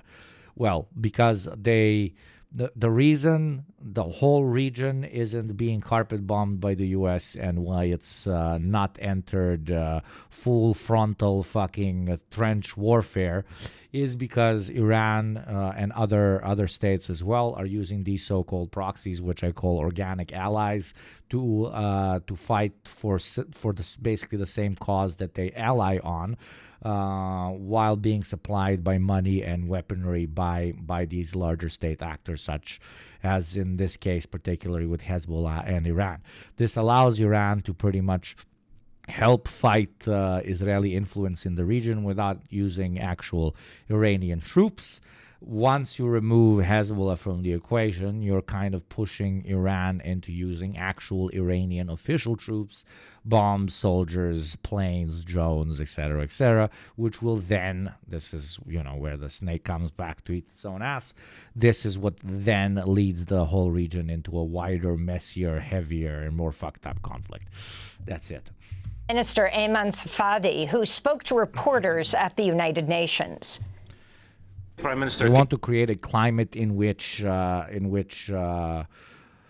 most of the Arab states, which share the cause of the Palestinians, no longer have anything at their disposal except using official troops and their official armies and their official state apparatus to engage with Israel, which will then give incredible motivation to Israel's biggest and only ally, the United States, to also come and participate, which to an extent that then makes Israel almost untouchable. And could very much so be pushed into the complete destruction, annihilation of all states which Israel deems as enemy countries in the wider region. And again, Israel does not necessarily have to occupy them, nor does the United States, nor does any so-called Israeli ally. They just need to destabilize them to a point at which they become basic wastelands, like in the case, unfortunately, with Libya. Came here today and said that Israel is surrounded by those who wanted to... Yeah, this. The Arabs cannot be clearer. and Persians in Iran as well. Cannot be clearer. This cannot be clearer. Just watch this, probably, chatters. Most of you watch this. But this is so fucking like God. This is like literally standing like this with open hands and being like, we do not want war. Just do the smallest thing you can. Just this. Just I'll shut the fuck up. Watch. Destroy it, an enemy. We're here, members of a Muslim Arab committee mandated by 57 Arab and Muslim countries. And I can tell you here, very unequivocally, all of us are willing to, right now, guarantee the security of Israel in the context of Israel ending the occupation and allowing for the emergence of a Palestinian state, independent state, along the efforts that we all agree. He is creating that danger because he simply does not want the two-state solution. And if he does not want the two-state solution, can you ask the Israeli officials, what is their end game? Huh? Other than just wars and wars and wars. I'm telling you, all of us in the Arab world here, we want a peace in which Israel lives in peace and security, accepted, normalized with all Arab countries in the context of ending the occupation, withdrawing from Arab territory, allowing for the emergence of an independent, sovereign Palestinian state on June 4, 1967, lies with occupied Jerusalem as capital. That is our narrative. That is, and we will guarantee Israel's security in that context. Can you ask Israelis what's their narrative other than I'm going to continue to go to war, I'm going to kill this and kill that and destroy this and this that? The amount of damage that Israeli government has done, 30 years of efforts to convince people that peace is possible, this Israeli government killed it. The amount of dehumanization, hatred, bitterness will take generations to navigate through. So ultimately the question is, we want peace. And we've laid out a plan for peace. Ask any Israeli official, what is their plan for peace? You'll get nothing because they're only thinking of the first step, we're going to go destroy Gaza, inflame the West Bank, destroy Lebanon, and after that, they have no plan. We have a plan. We have no partner for peace in Israel. There is a partner for peace in the Arab world. So that's true. How fucking clearer than that can you fucking get? Thank you, Denorga, you fucking legend, for oiling me up with those 5 beautiful gift subs. You alien from the Battle of Oilers last time. Thank you very much for the gift subs. How much simpler? How much simpler? How much more direct? How much asking for the barest of fucking minimums?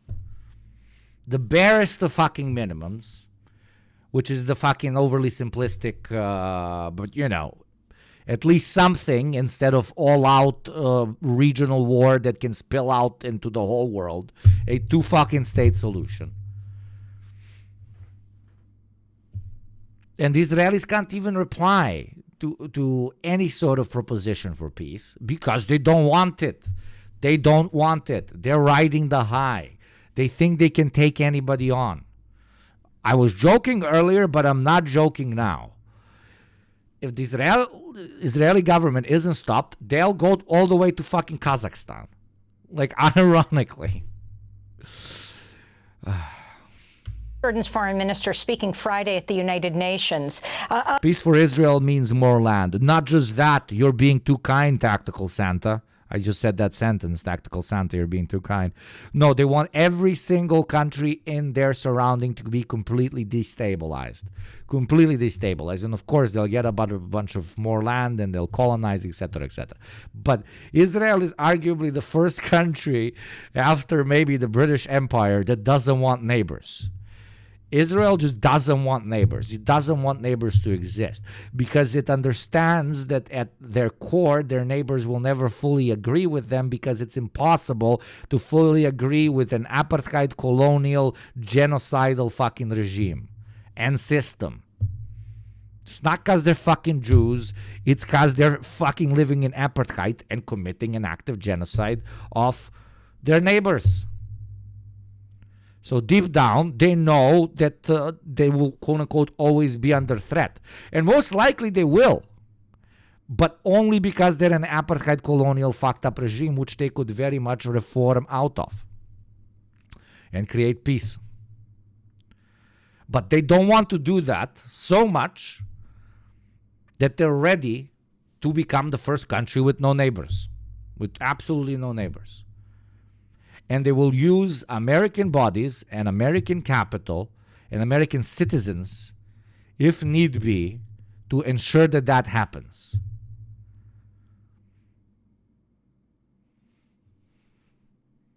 It's to call it psychotic.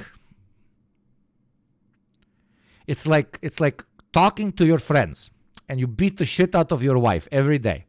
And all of your friends are constantly telling you, dude, fucking stop, that is super messed up. And then they're like, we're gonna do something about it after 2 months. And then instead of being like, okay, every single one of my friends is telling me that what I'm doing is super fucked up, you go and you beat your wife almost to death. And then you go to your friends and you tell them, if you tell anybody or if you do anything about it, I'll beat the fucking shit out of you. As a massive steroided up fucking gorilla stands behind you, which is the US. And one point where you've already beaten your wife almost to death, you start thinking, those friends of mine, they'll always be cooking something because they don't want, a wife beater to fucking exist.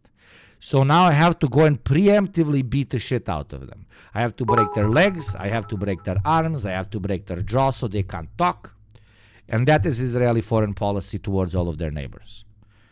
If they can, they would make all of these countries into completely incapable shells of what they can be so that they can never threaten their so-called interests. And those so-called interests have nothing to do with their ethnic or religious beliefs, but the fact that they are a quasi-fascistic apartheid fucking shithole that is actively beating the shit out of its wife in this fucked up trigger warning I forgot to say for those who might have experienced domestic violence, but you get my point. Allegory. I can't make it more simple than that. Thank you very much, Gabriel, for the 100 bits. It's the same strategy as the US, which is the same as ancient Rome. There are always barbarians over the hill. We must defend ourselves or defend our friends. And if we have no friends, we will invent them. Absolutely. Just I feel like Israel is taking it a bit to the next step.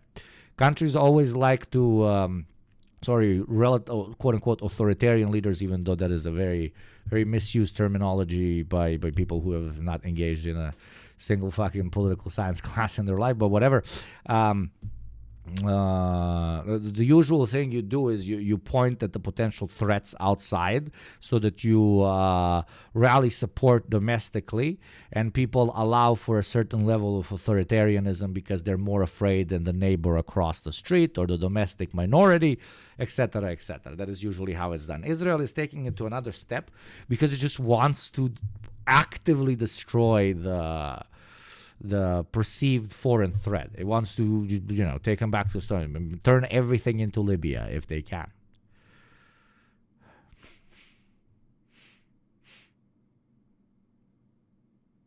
Have you considered that the wife was asking for it? Brilliant addition to the allegory. That, for example, is the current, unfortunately, also Democratic and classically conservative Republican Party of the U.S. That's it. That's it.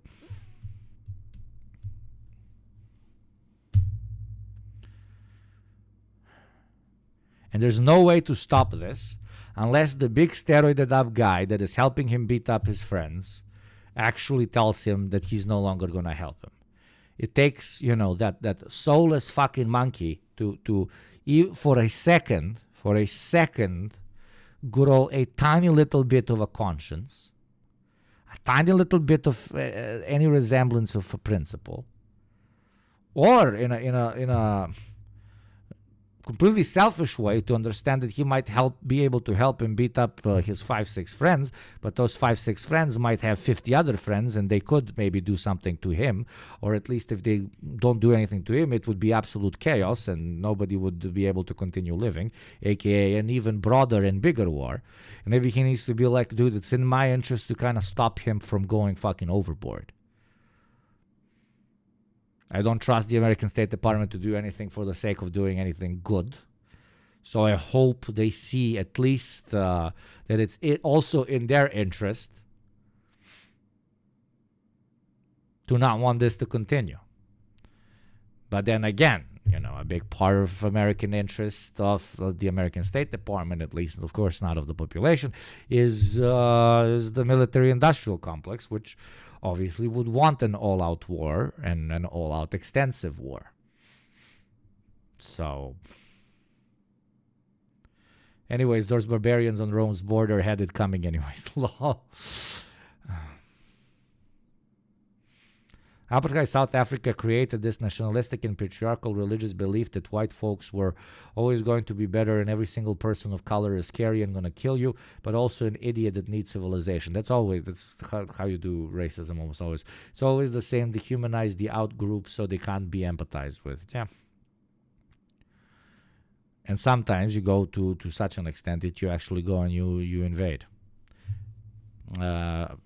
After this relatively serious conversation, I want to do a edgy ad pitch. So an ad will play in 2 minutes and 10 seconds.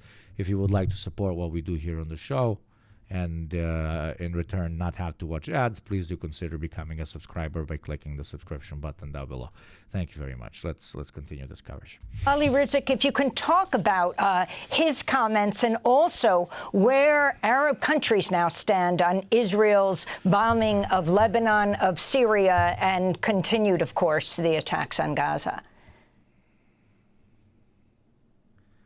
I think what we just heard is a clear example of how Israel is ultimately undermining U.S. interests in the Middle East. What I just said, this was posted like 10 minutes ago. You can't tell me a fucking pre-watched, cunts. Here we have the foreign minister, a senior official in one of Washington's Middle East allies. And look at these statements saying that Netanyahu is not a partner for peace, that we're ready for peace. America approves defense aid package worth $9 billion the same day. They did not spend $8.7 billion needed to help the victims of Hurricane Helene. We are so cooked, yeah. President, we are literally dying from natural disasters. All I can do is $9 billion for Israel, okay? Netanyahu is doing this. Netanyahu wants more conflict. But as long as the United States continues to provide this support, this unconditional support for Israel, that is going to further disrupt, I think, the ties the U.S. enjoys with its Middle East allies, be it Jordan, Egypt, or other countries. So I think this just goes to show how costly that situation is. And I recall David Petraeus, the famous American general, he mentioned in 2010 that our outright support for Israel is doing damage in terms of our ties with the Arab moderate allies. Now, regarding your question about where these Arab countries stand when it comes to the Israeli escalation on the Gaza front and on the Lebanese front, look at the Saudi Crown Prince, Mohammed bin Salman. Look at what he said recently. He said that normalization now is off the table. Again, that brings me back to the issue of U.S. interests. I think one of the major areas of focus for the Biden administration is to reach a normalization between Saudi Arabia and Israel. And the case could not be more opposite than what it is now. By the way, 1,000 subs, baby! It's a big, beautiful number with 3 zeros. It's so fucking nice, man. It's so fucking nice and thick, dude. It's almost thicker than when Joe Biden fucking... But due to Benjamin Netanyahu's stubbornness and chat. due Thank to you very his much. extreme policies, he's made that virtually That's what impossible, I meant by and calling hence it he's thicker than Joe disrupting Biden's dick. the U.S. plans for... Oh, shit. No internet? Please don't make me drop. Am I still here?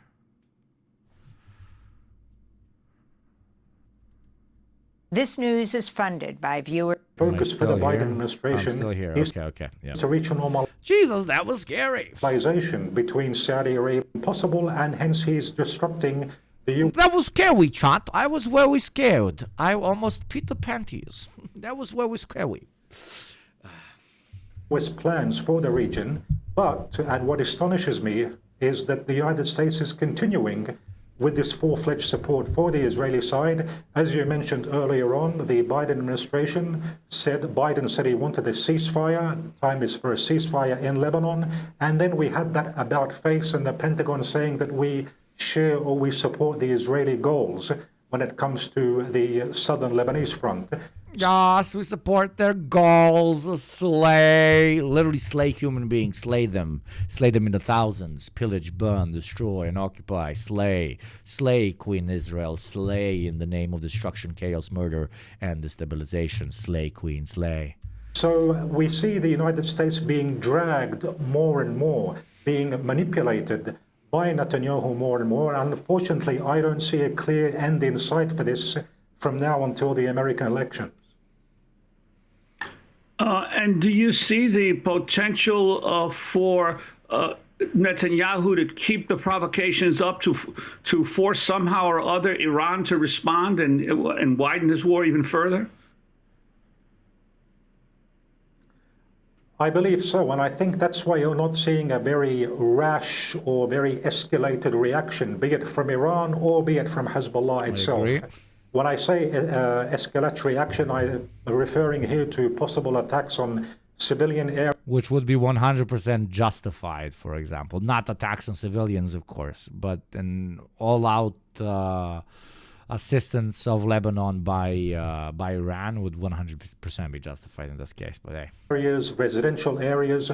I think that Netanyahu is waiting for an excuse in order to plunge the whole region into an all-out war.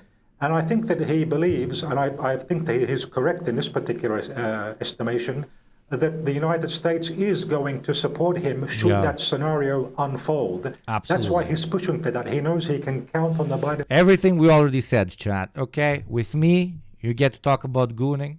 You get to talk about violence. You get to talk about alcoholism. You get to talk about all this shit. And you get advanced academic analysis of current events, philosophy, and political theory.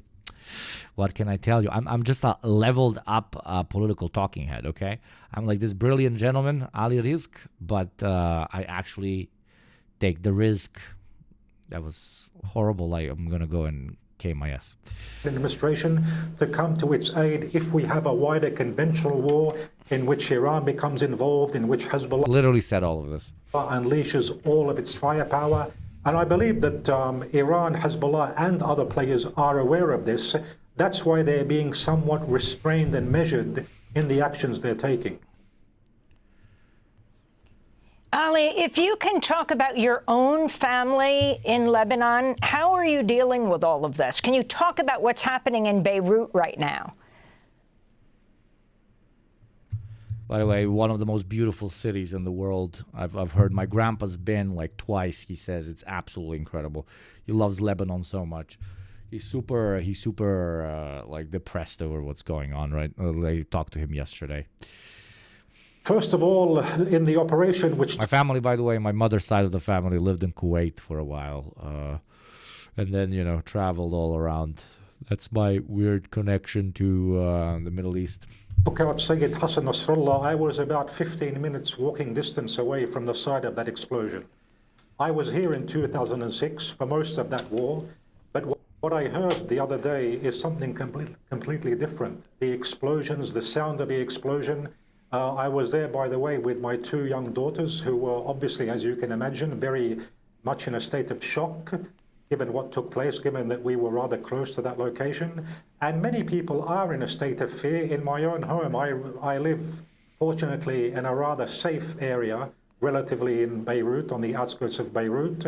And I have about maybe 7 or 8 guests in my home who have fled the areas which were subject to bombardment. There are many... That's how a war starts, man. Jesus Christ. 101. Many other similar cases to mine, people being forced to flee their homes, be it in southern Beirut or in southern Lebanon. And we're seeing the same approach, the same Israeli approach, the bombardment, which led to the displacement and immense suffering of civilians. We're seeing it repeated here at a certain scale in Lebanon as well. And also, this is not the first time that Israel has attacked Lebanon. Could you talk about the previous occupations and invasions and the impact that has had on the Lebanese people? Obviously, the Lebanese people have suffered a lot as a result of Israeli occupation and Israeli operations. Did you know all pastor tacos come from Lebanon? Fun fact. Yeah, I got South Americans up in my ass for insinuating that pretty much tacos were invented by Arab immigrants who wanted to make duners, but they used the local shit, which is very true for a lot of types of tacos, but apparently not all of them, okay? All roads lead to shawarma. We got all our food from Arabs, let's be fucking honest here. But no, there is a great story to be told about the migration path and why places so far away from each other on the globe have incredibly similar food and incredibly similar approaches to making very tasty shit, okay? Duner, the platonic food, the duner shall unite all of us one day, brother. But all respect to the taco lovers, you know, all the respect to the gyro lovers, but duner is where it's at, okay? Duner is where it's at. The Greeks are gonna murder me, but duner is fucking duner, okay? Even though they're very similar to a gyro, to a gyros, and I do like them with pork, which is what a gyros gives you. A duner is just, you know, with chicken or teleshko or veal.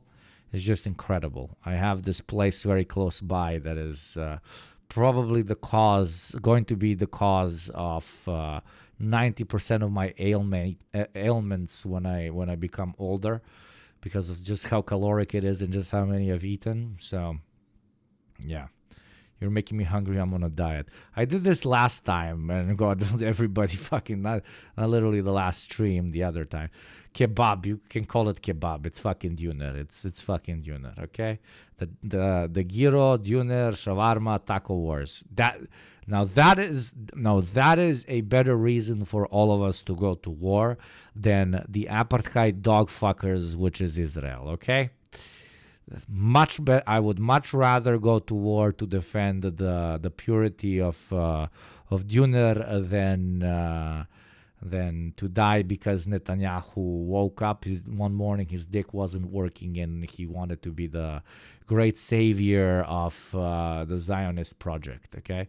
Burek is great. Yeah, it's a different type of food. Burek is the best. Burek is better than all of this combined. Respectfully, okay? I'm a big Burek patriot. And Burek can be with cheese and with meat. There, I'm a true Yugoslav, okay? The Bosnians, please don't carpet bomb my house, okay?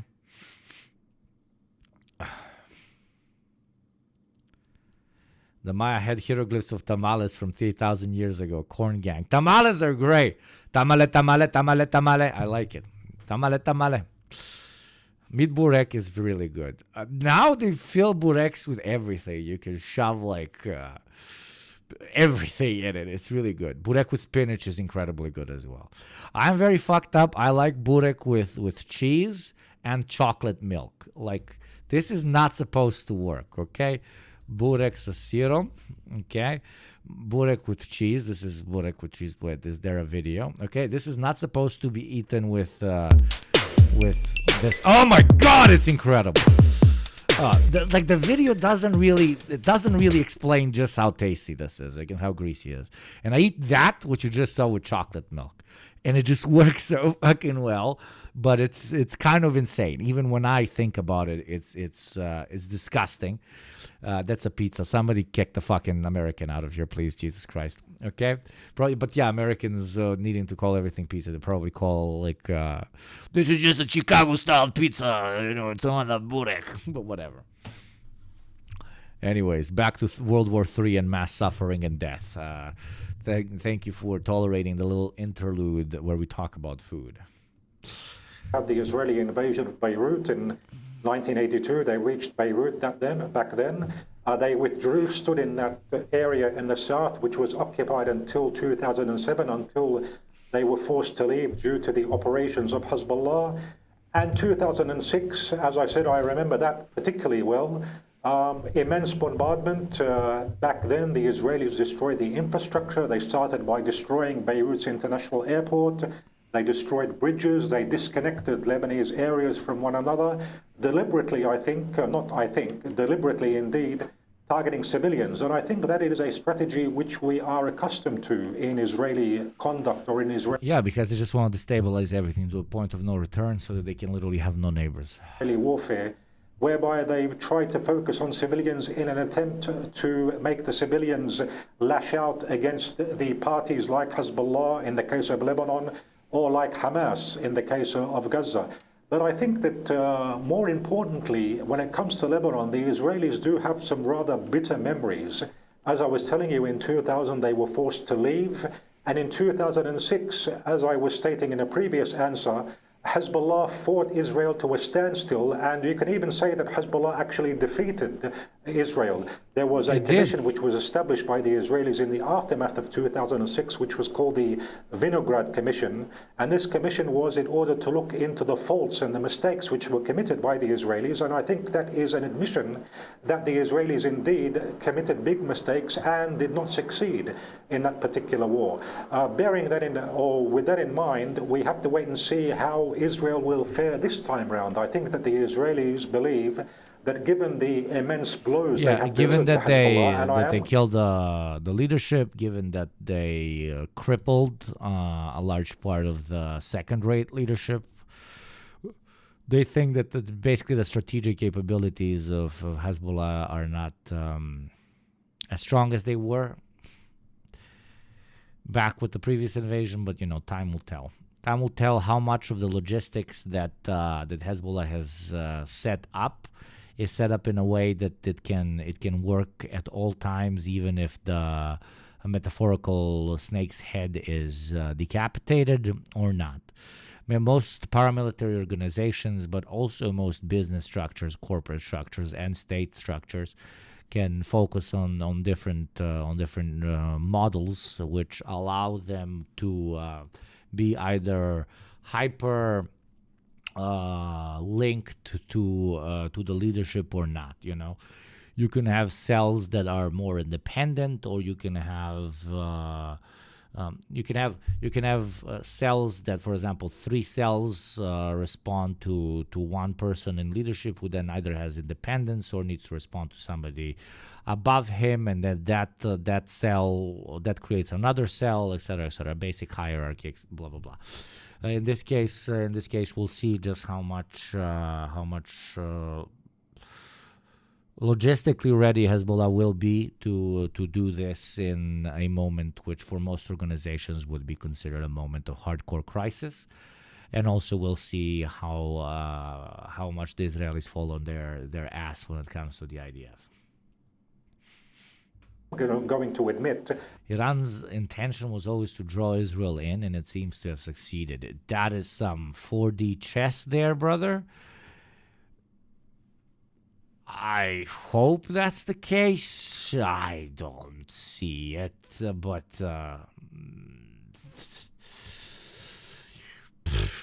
that's a take so hot it's burning my skin off. Maybe. I'm open to anything.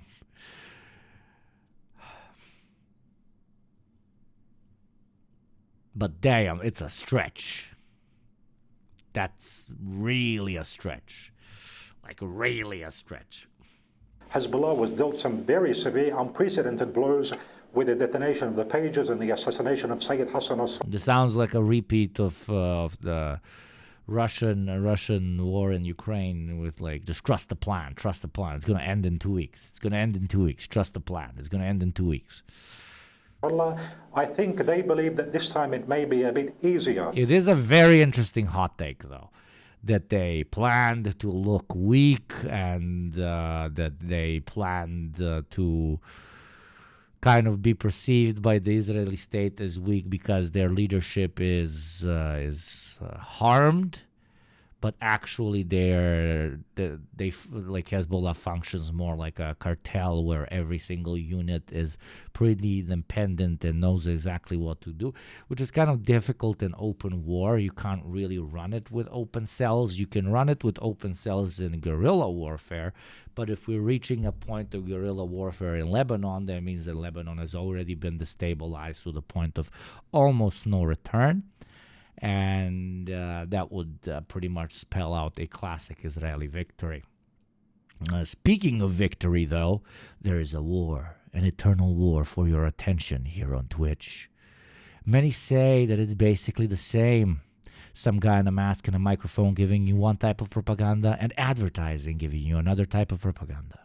But I disagree, for I am subjective in my opinion that actually I can teach you something while the ads will just brainwash you. Like the ad is going to play in 20 seconds.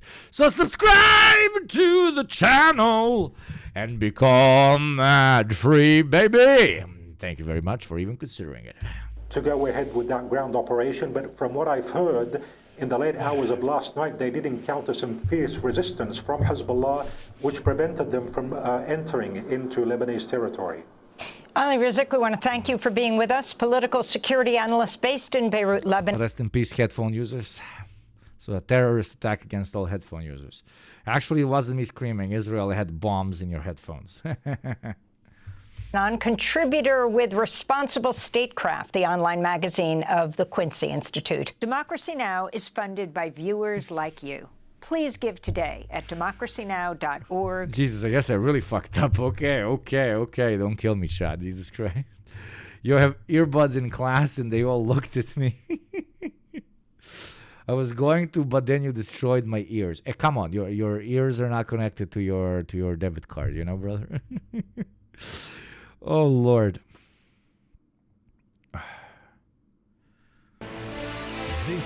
U.S. believes Iran is preparing to imminently launch attack against Israel. Will this attack, though, be symbolic or not?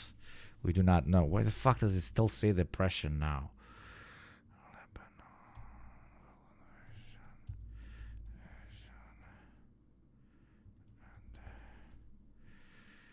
And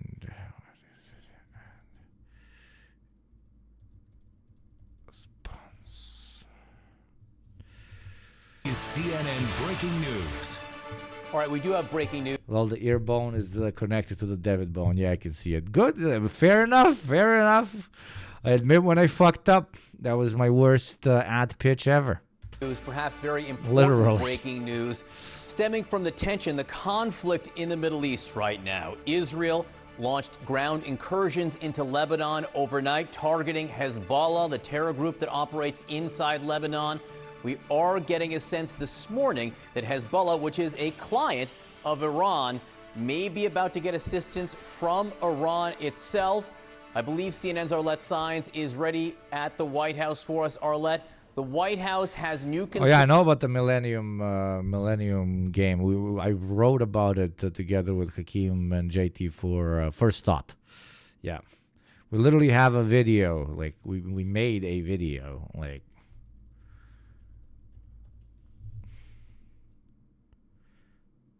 what happens if Israel goes to war with Iran? We literally made a video.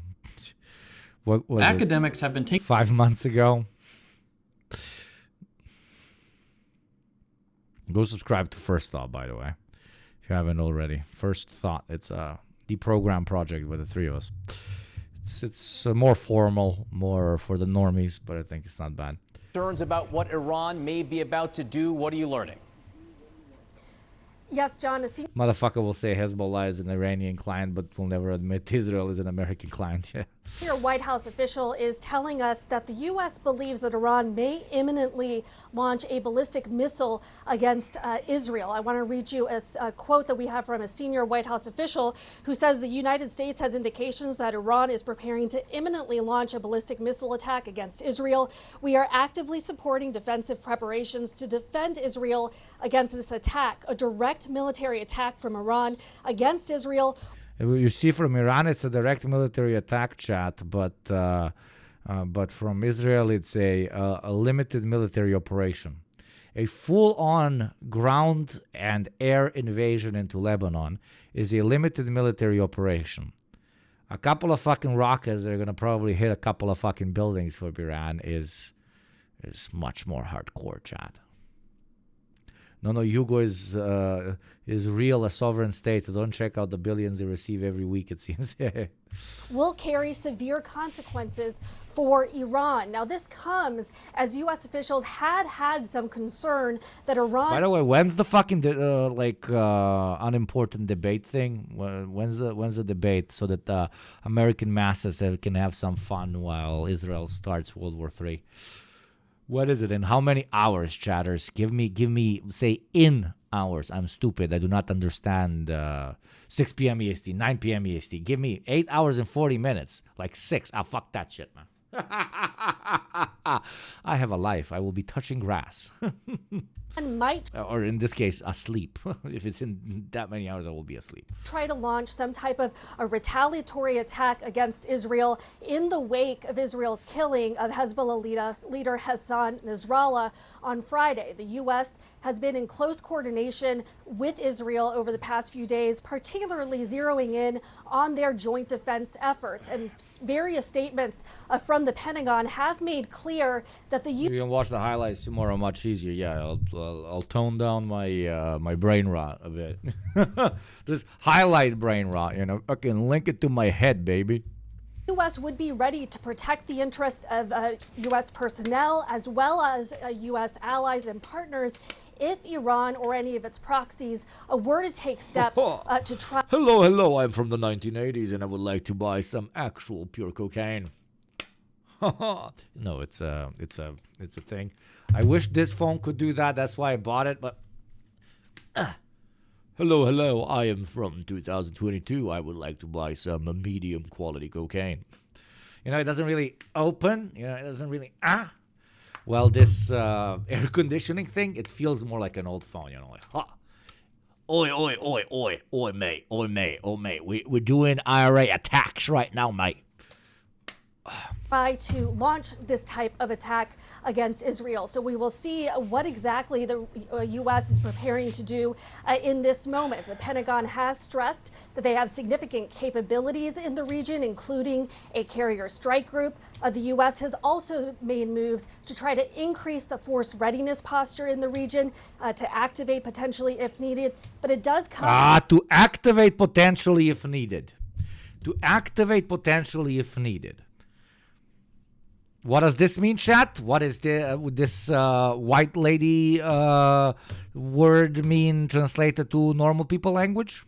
As U.S. officials have been watching the situation with great concern and the possibility of an attack by Iran. Now, you'll remember that back in April, the U.S. actually led a multinational effort to try to defend Israel in the wake or in anticipation of some attacks from Iran. So we will see if there is a similar type of mobilization that goes into effect to try to intercept any type of missile that could be coming Israel's way. But this morning, we are receiving word from a senior White House official that the U.S. is preparing for the possibility of an imminent ballistic missile attack by Iran against Israel at any time.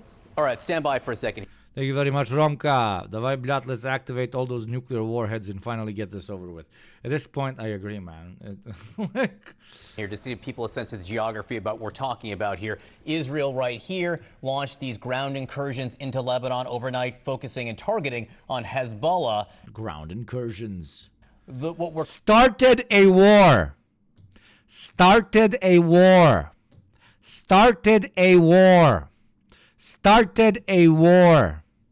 Concerned about now, the White House is not return fire from Hezbollah and Lebanon, but this turning into a more regional conflict. Iran launching ballistic missiles into Israel. Now, as Arlette noted, this did happen once before. There was this exchange, frankly, between Iran and Israel, where Iran launched into Israel. Then the United States, with the Israelis, the Jordanians, the British, were able to repel almost all of those launches. Israel retaliated. Again, that was seen a little bit as a show. Both Israel and Iran, while they were firing at each because that was very much kind of a show. Let's see if like it would be kind of it would be weird if Iran does just that again. It would be weird. As we've, like, at this point, we're covering this for 2 hours. As we previously said, Iran needs to make a decision between principles and potentially losing millions of its own citizens and soldiers. Because if it turns this if this turns into an all-out war, then the U.S. will participate, and that means a lot more fucking casualties, because that's how the U.S. military operates. If they don't, then they're a laughing stock. So there's no real there's no win-win solution here. It's just bad. It just sucks. It just sucks. In any circumstance, many will die. If Iran does nothing, if Hezbollah gets completely crushed, if Lebanon either gets occupied or turned into a completely unstable, fucking quasi-state, millions will die. If Iran does something about this, millions will die. If nobody stops the genocide and occupation of Palestinians inside of Gaza, the West Bank, and Israel in general, everybody will die. So in all the 3 potential options, maybe potentially 4 options in this case, everybody will die. Unless that one chatter was correct and this was actually a brilliant long-term plan by Iran, so that Israel goes full on into Lebanon and then gets crushed, which there is around 0.1% chance of that happening, then yeah, people will die. Each other showed some restraint. Arlette, if you're still with me, any sense whether the United States has concern this time that what Iran will try to do here is perhaps a more intense strike, or a strike with the intention to target Israeli cities, maybe even Tel Aviv? It's not exactly clear what the U.S. is expecting in this moment. All that we know is that they are saying that they believe that Iran will be imminently planning an attack. Okay, I love her color. I love the hair color. Jesus Christ, I'm giving gay energy hard. I love her hair color. I don't know, I just needed to comment. It's super elegant.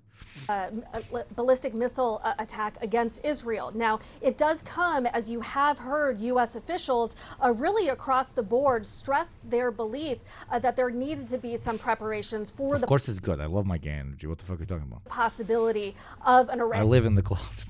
Fuck around. Iranian attack against Israel in the wake of the killing of Nasrallah. You have seen the Pentagon talk about some of the capabilities that they have on hand to potentially respond or deter any type of attack. But it has just come as U.S. officials have been watching with this closely. They haven't detailed exactly what or where this Iranian missile attack might be heading, but it will be something that they will be trying to work with the Israelis to try to prevent if they can. And to be clear, Arlette, the United States has had a presence in the region, carrier fleets that have been operating both in the Mediterranean, that at times down here or at times even in the Red Sea. There has been an effort by the Biden administration to position. I love how you're making fun of her of just being, like more simple and elegant. Not everything, like, not everything that is not painted fucking neon green is pretty. Neon green hair is also pretty, but it doesn't all have to be out there. Let's use that terminology to look nice, okay? Pro tip. Military assets in case something like this would happen, correct? Yeah, and that is something that the Pentagon has been stressing over the past 2 She's wearing tactical reporter attire, she is. days. They've said that they have... Look, it kind of goes like, it's almost gold, but it moves into brown. It's, Jesus Christ, why am I commenting on her fucking hair? Significant capabilities in the region, specifically pointing out that they do have that carrier strike group. You also had, just yesterday, they said that an unspecified number of troops from the U.S. have been preparing to potentially deploy if needed. So this is something where the U.S. could try to utilize some of their defense capabilities to try to help Israel defend themselves in this moment. All right, let's stand by as we get more information from the White House. I want to go back to Tel Aviv. CNN's chief national security analyst Jim Sciutto is with us now. And Jim, the breaking news, new reporting that the White House has intelligence that Iran could be preparing a ballistic missile strike on Israel. The significance of that, what it means for the place that you're standing right now. Listen, it's enormously significant. This is just the outcome, a direct conflict between Iran and Israel that, frankly, President Biden and other U.S. officials had been hoping to avoid. It's not unprecedented. Of course, you'll remember that in April, Iran launched dozens of missiles and drones towards Israel, which, we should note, the vast majority of which were shot down not just by Israel, but by U.S. forces as well as other partners in the region, including Jordan. So we have been here before, but for this to happen in the midst of what has become a multi-front war for Israel now, not just in Gaza, of course you now have Israeli boots on the ground in southern Lebanon, and you had a strike just in the last couple of days by Israel 1,500 miles away against Houthi rebels in Yemen as well. Who's the one fucking spiking the dangers of this getting out of control? Who? You just listed out the one that's got boots in Lebanon, that's fucking firing 1,500 miles away at fucking Houthis, and that is assassinating the leadership of the proxy paramilitary organization of Iran. What the fuck? And who's obviously, this doesn't warrant saying, mass murdering Palestinian children. Like, how do I even do commentary on this? This is so fucking black and white. It's fucking pathetic. It's impossible to do commentary on this. I don't know how I milked 2 fucking hours out of this. Israel is the closest to black and white depiction of good and evil that we've seen since World War II. And if this sounds like overtly simplistic, trust me, I was the number one guy that was constantly telling himself, no, man, you got an academic background, you're trying, like, everything is a bit more complicated, etc., etc. No, end of that conversation. Obviously, that conversation ended when they started participating in active fucking ethnic cleansing. It was very cut and dry then. But now they are getting close to bringing the entire world into a conflict because their dicks got hard and they think they can beat fucking everybody because they managed to have a few operations, again, terrorist operations, be successful in a row. And we're supposed to fucking sit here and have a complex analysis on Israeli interests and shit. No. Israel bad, everything Israel do bad, fuck Israel, end of conversation. Thank you very much, Cenk Pecker. I love that fucking name for the sub. Free Palestine. Thank you very much. To add another. Also, ads will play in 40 fucking seconds. If you don't want fucking advertising, you want to support this channel, please do consider becoming a sub for $6 a month or for free through Prime or less if you're in particular countries, or gifted to those less privileged than you. Let's fucking go. Front to ad plays in 30 seconds. That is really it's extremely volatile, it's dangerous, and of course, why I'm standing here would be a likely target. Now, we should note that Tel Aviv has its own formidable missile defenses at several levels. Of course, you talk about the Iron Dome, but you also have ones at higher altitudes intended for ballistic missiles, including what's known as David's Sling. So they have capabilities to defend, but the risk, the danger, the fear, John, is that Iran might attempt to overwhelm those defenses by firing a large number of missiles at the same time so that Israel could not shoot them all down, or Israel and its allies. It would be a significant escalation, and I think it's notable for the White House to say this so publicly right now. So, Jim, obviously this is in response to what's happening inside Lebanon. Israel, of course, has conducted all these operations against Hezbollah leaders there over the last... Thank you very much, Hakeem. But South African, my politics, Israel bad. Unironically, that is going to be my politics. Wonderful. A new child soldier. Subscriber. Main political opinion, communism based. Second political opinion, Israel bad. That is all that I... في القدس والجيش الإسرائيلي يقول الآن قبل وقت قصير تم إطلاق صواريخ من إيران على أراضي دولة إسرائيل. صفارات الإنذار نشاهد تدوي في بئر السبع ومناطق محيطة بصحراء النقب وأيضا. Thank you very much, Yanagibashi, you fucking legend, for the gift sub, and thank you, Chill Jill, for the sub as well.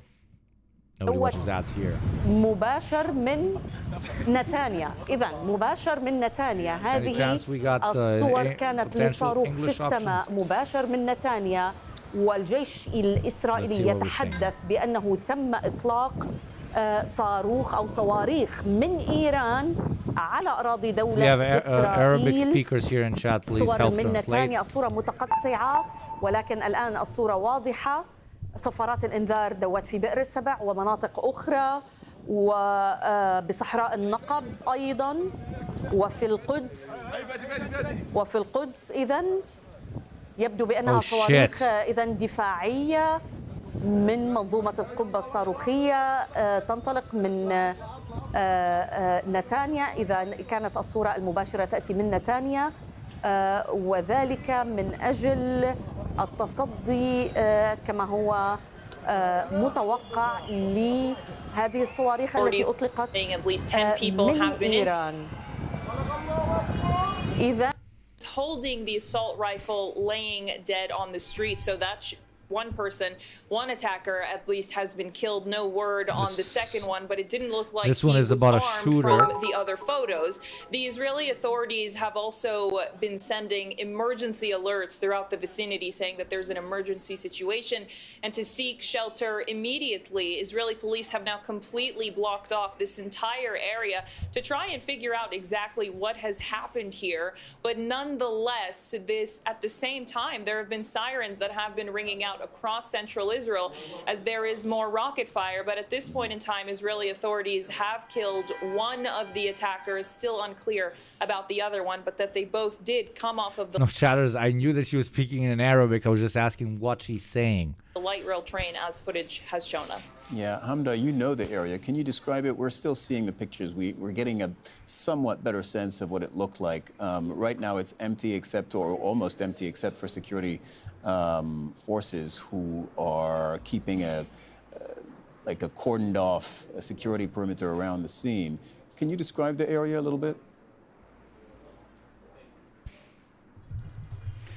Well, the entire area now is blocked off, but this is Jerusalem Street in Yafa. I actually used to live not too far from this area, and it's quite a metropolitan area. There's a lot of people on the roads, and this street in particular doesn't have any cars on it. To give you an idea that it's a totally walkable road. It has the tram in the middle of it and two very long sidewalks on each of its sides. Yeah. All right. Quick this pause, is probably it. We've got breaking news upon breaking news upon breaking news this hour. This is the last one coming into us just now. The Israeli military says that Iran has launched a missile from Iran into the territory of the State of Israel. We're now looking at live pictures of what may be, and I'm going to see if I can get confirmation of this in my earpiece, of what may be a missile possibly launched by Iran. We are seeing the live shots over the skies of Tel Aviv right now. So for context, for viewers who are just joining us, it is 16:38 GMT. You're watching the skies over Tel Aviv of what may be, but I'm not in a position to confirm this right now, an Iranian missile or multiple Iranian missiles aimed at Tel Aviv. Wherever you are right now, chat, this is happening in context around parallel. this is that about 2 hours ago, a U.S. official let it be known that Iran was preparing an imminent ballistic missile attack on Israel. And now this information, the Israeli military is saying that Still Iran not being has shot indeed down. launched a missile. Now you're seeing several streaks in the sky. I'm unable to tell you what exactly they are.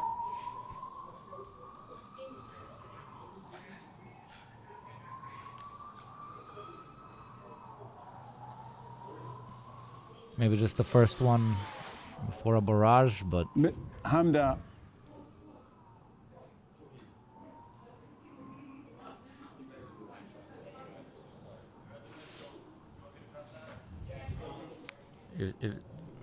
okay, everybody bear with us as we are watching this live footage, and we are unable to tell you right now the exact nature of what you're seeing, the streaks and the flares in the sky. These are the skies over Tel Aviv.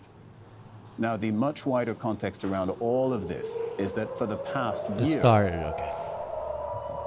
there has been a huge question as to how Israel and Iran were going to conduct sirens themselves towards one another. Okay, we're now seeing multiple dots or flares or missiles or rockets in the sky in a downwards trajectory towards Tel Aviv.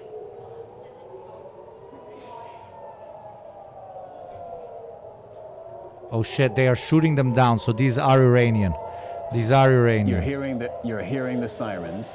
Or whoever is firing them, but these are towards Tel Aviv. Because I was wondering if those were defensive, like flares, but no, you're watching them getting shot down. Some of them. Anti-missile systems that A lot of them are getting activated, missed. whether it's anti-missile, At least from the anti-rocket, perspective that we're seeing we will here. ask military experts in due time. But you have seen projectiles Those sirens bring me coming back to down when I was over born. Tel Fuck Aviv, me, man. Fucking. and they still are. Remember what happened in April. Back in April, Iran led all of this coming in live to us. That's a lot of missiles. The skies over Tel Aviv. Jesus Christ. So these flashes may well be, but again, we have to exercise extreme caution. These 102 flashes may missiles well be until now. interceptions. Interceptions of these projectiles. Fuck. 1, 2, Fuck probably that! 3 of them What the fuck? May or may not have hit their targets. May or may not That have hit their behind that targets in building. Tel Aviv. For an hour now, I beg your pardon, for a year now, we have been asking. Well, it's getting closer and closer to the journalists. They Whether or hold the not journalists safe. This could So they're tilt hitting into Tel Aviv something proper. even That is bigger Tel Aviv than proper. It has been. In other words, a direct, full-blown war. Oh, that's a direct hit. That is a direct hit on Tel Aviv. That is a lot of direct hits The on Tel flashes Aviv. in the sky are likely to be interceptions of Iranian missiles, but we did see one that appeared to land in Tel Aviv. So again, to that question that we've been asking for a year, so many of our another analysts hit. and commentators saying the situation between Israel and Gaza and then between Israel and Hezbollah carries with it a very big Watching risk history unfold of a live. major regional confrontation. Fuck me, man. The major actors of which I would be wish I Israel, wasn't. Iran, and potentially then the United States. And we may be seeing. Thank you, horse Wonderful, beef. a new child soldier. If Iran just A attacked, further yes. salvo These in are this Iranian missiles. For those of you joining us right now, flying into Tel Aviv.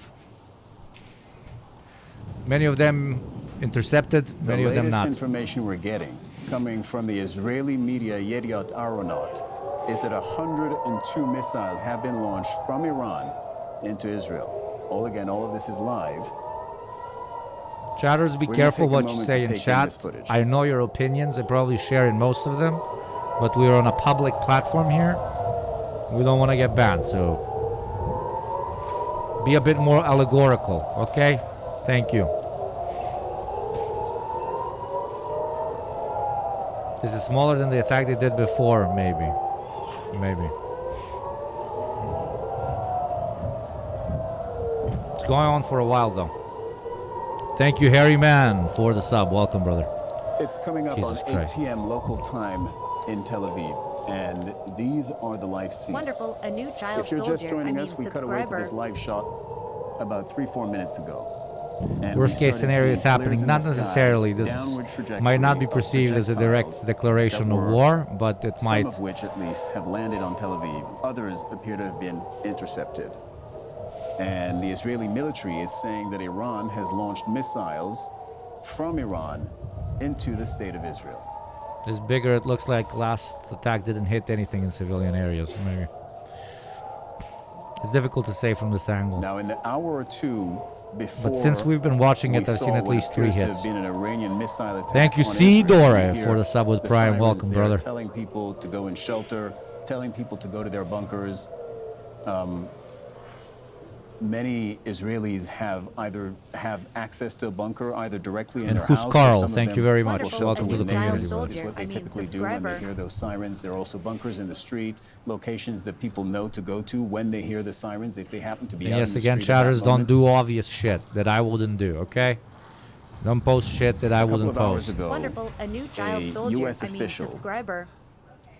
said Power that levels they are had called the power information levels for a Iran fucking was reason. planning an imminent Don't ballistic flash your missile dicks. attack on Israel. I love now you. Thank Israel you. is saying that it had occurred, and there is every likelihood that what you're seeing on your screen is indeed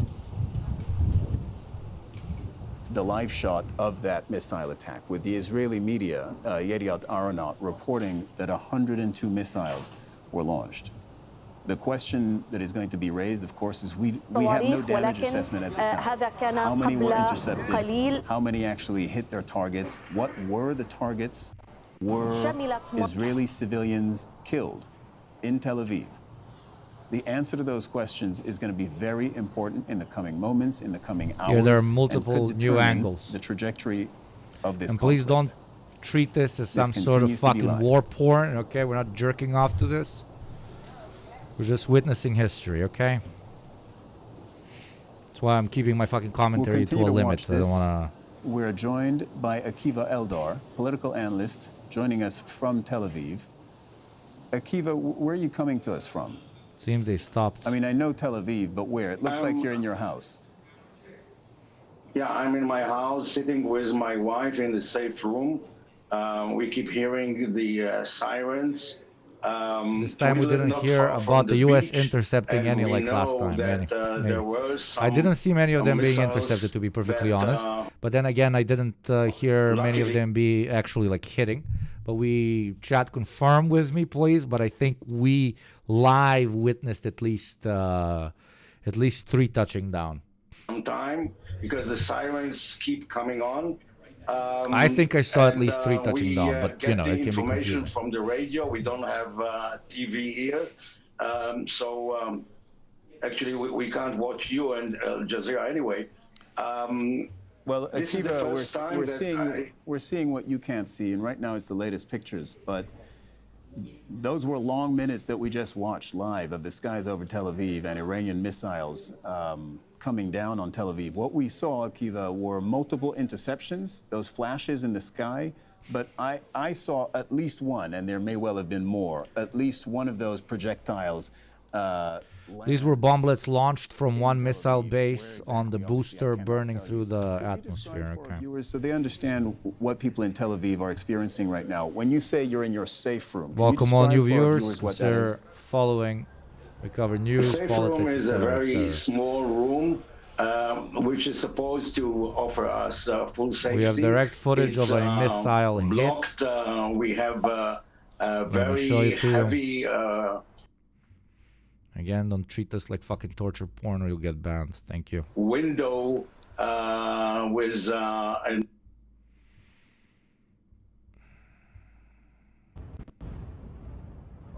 Okay, guys, we got to get off the roof. These are coming down right next to us here.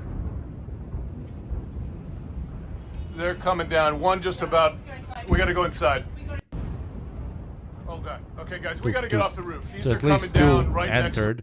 The second one appears to be hitting in a dark area, so it might be a field. It might not actually be a building of any sort. But this is just preliminary guesswork that we're doing here, obviously.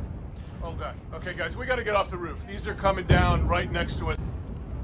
Oh God. Okay, guys, we got to get off the roof. These are coming down right next Might be water. Yeah, it might be water. The coast. Thank you. I'm stupid. Absolutely. to us here. But then does it hit? Oh God. Okay. Hey guys.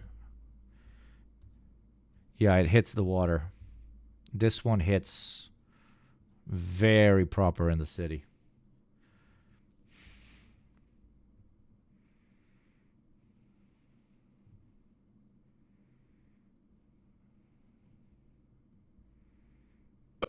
shelters at that time. I lived in Jerusalem, so even Jerusalem was not safe. What are the instructions for you right now? I mean, the immediate instructions for you. You mentioned the radio earlier. Are you getting it? This is either Iran saving face or a direct declaration of war. Depends on what they say after they had done this. And more importantly, it depends on how the Americans and the Israelis spin this particular situation currently, either as a direct invitation to open conflict or not. Most likely, my guesswork is that they'll treat it the same way they treated it as the last bombardment that happened back in April or May. I don't remember correctly. But we'll see how the situation develops. Maybe the Iranians will follow through on this with something else, but only time will tell. We have more footage and more angles coming in. Stay tuned for more angles. Let us see. Is this all still live? If this is still live, then we see new defense missiles going up and new missiles going towards Tel Aviv as well. This is from previously. This one is not live. Display over Tel Aviv. Goodness, there was an impact just to the left of us here. To the ground. It's like a deadly I think they'll treat it more as a warning, very likely. Over Tel Aviv. Goodness, there was an impact just to the left of us here.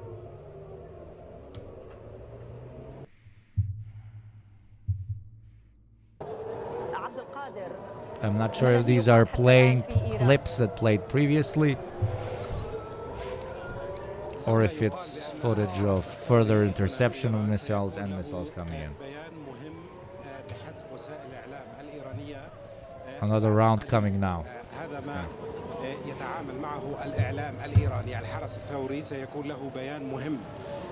Live second wave. Thank you for the translation.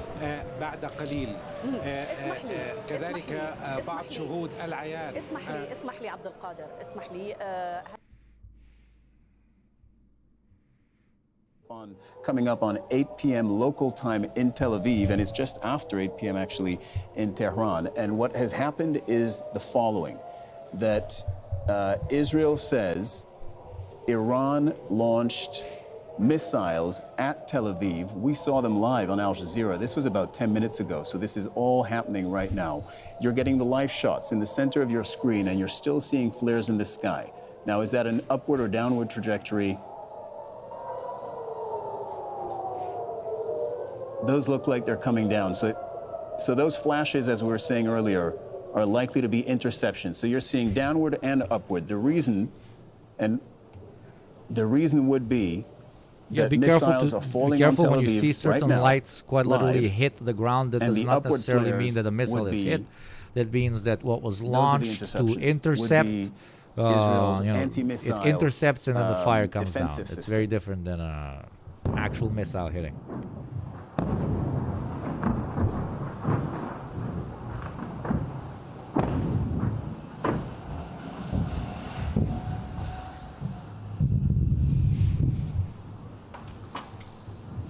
Okay, as we take this in, let's go to Tawhid Asadi, writer and specialist in Iranian affairs. You're joining us live from... Thank you very much, Hakeem, but South African for the sub. Welcome, my beautiful motherfucker. Tehran. No, for the gift sub. Thank you very much.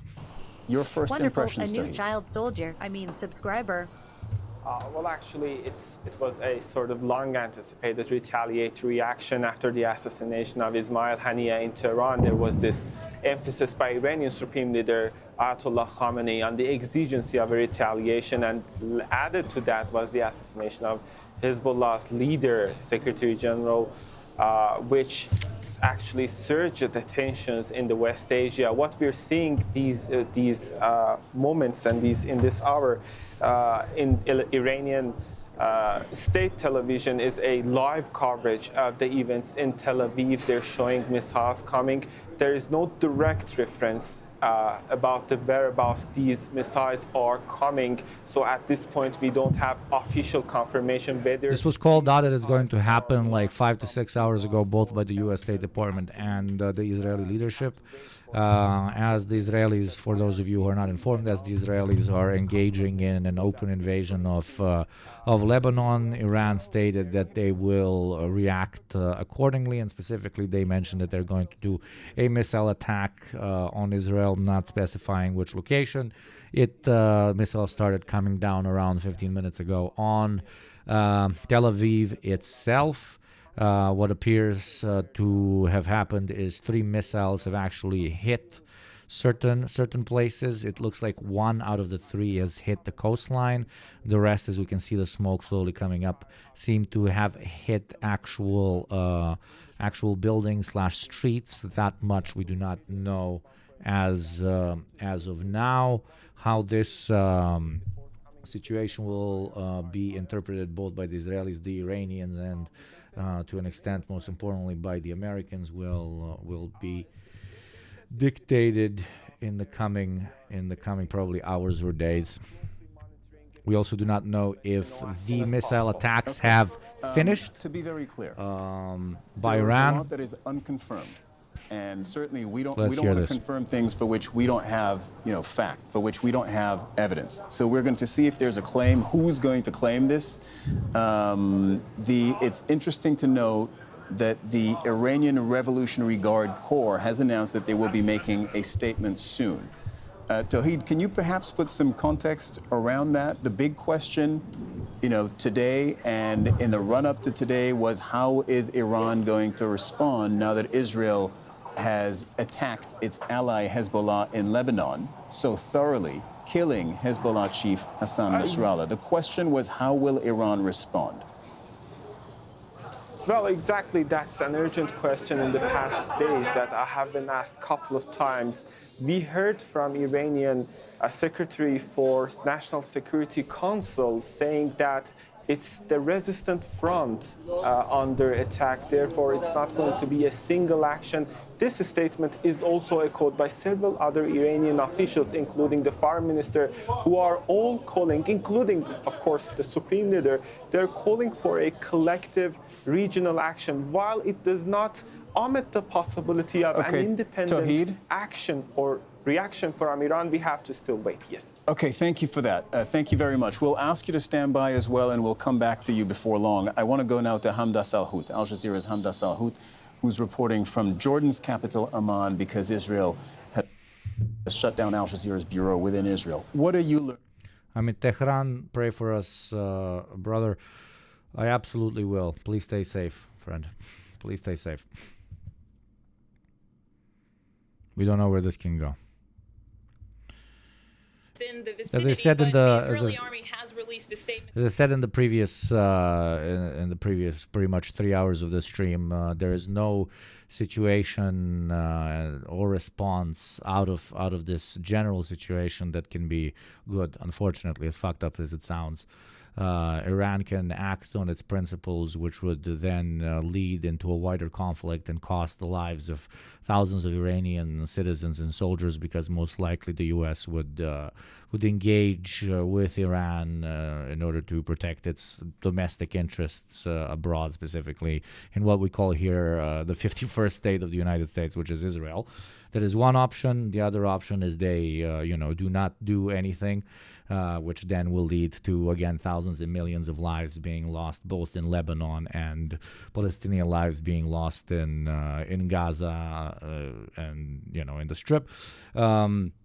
So there's the second option. Again, thousands of lives lost, etc., etc. And the third option is Israel continuing its expansion. That can only be stopped by pretty much their big brother doing something against this.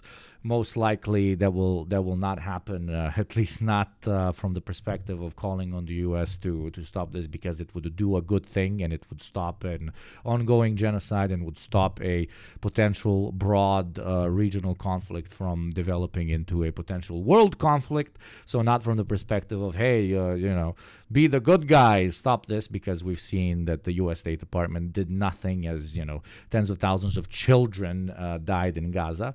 But maybe they would proceed to actually put a stop, very unlikely, but still put a stop on Israel's invasion in Lebanon and continuous actions domestically, quote unquote domestically, you know what I mean, over in Gaza, because they do not want this regional war to erupt. They don't want to destabilize their relationship with local partners, and because they want a fucking stable election during quote unquote peacetime, even though that's a meme. That is the only third option that is kind of the best one, which, to repeat myself, is the U.S. for the first time actually stepping in and stopping this.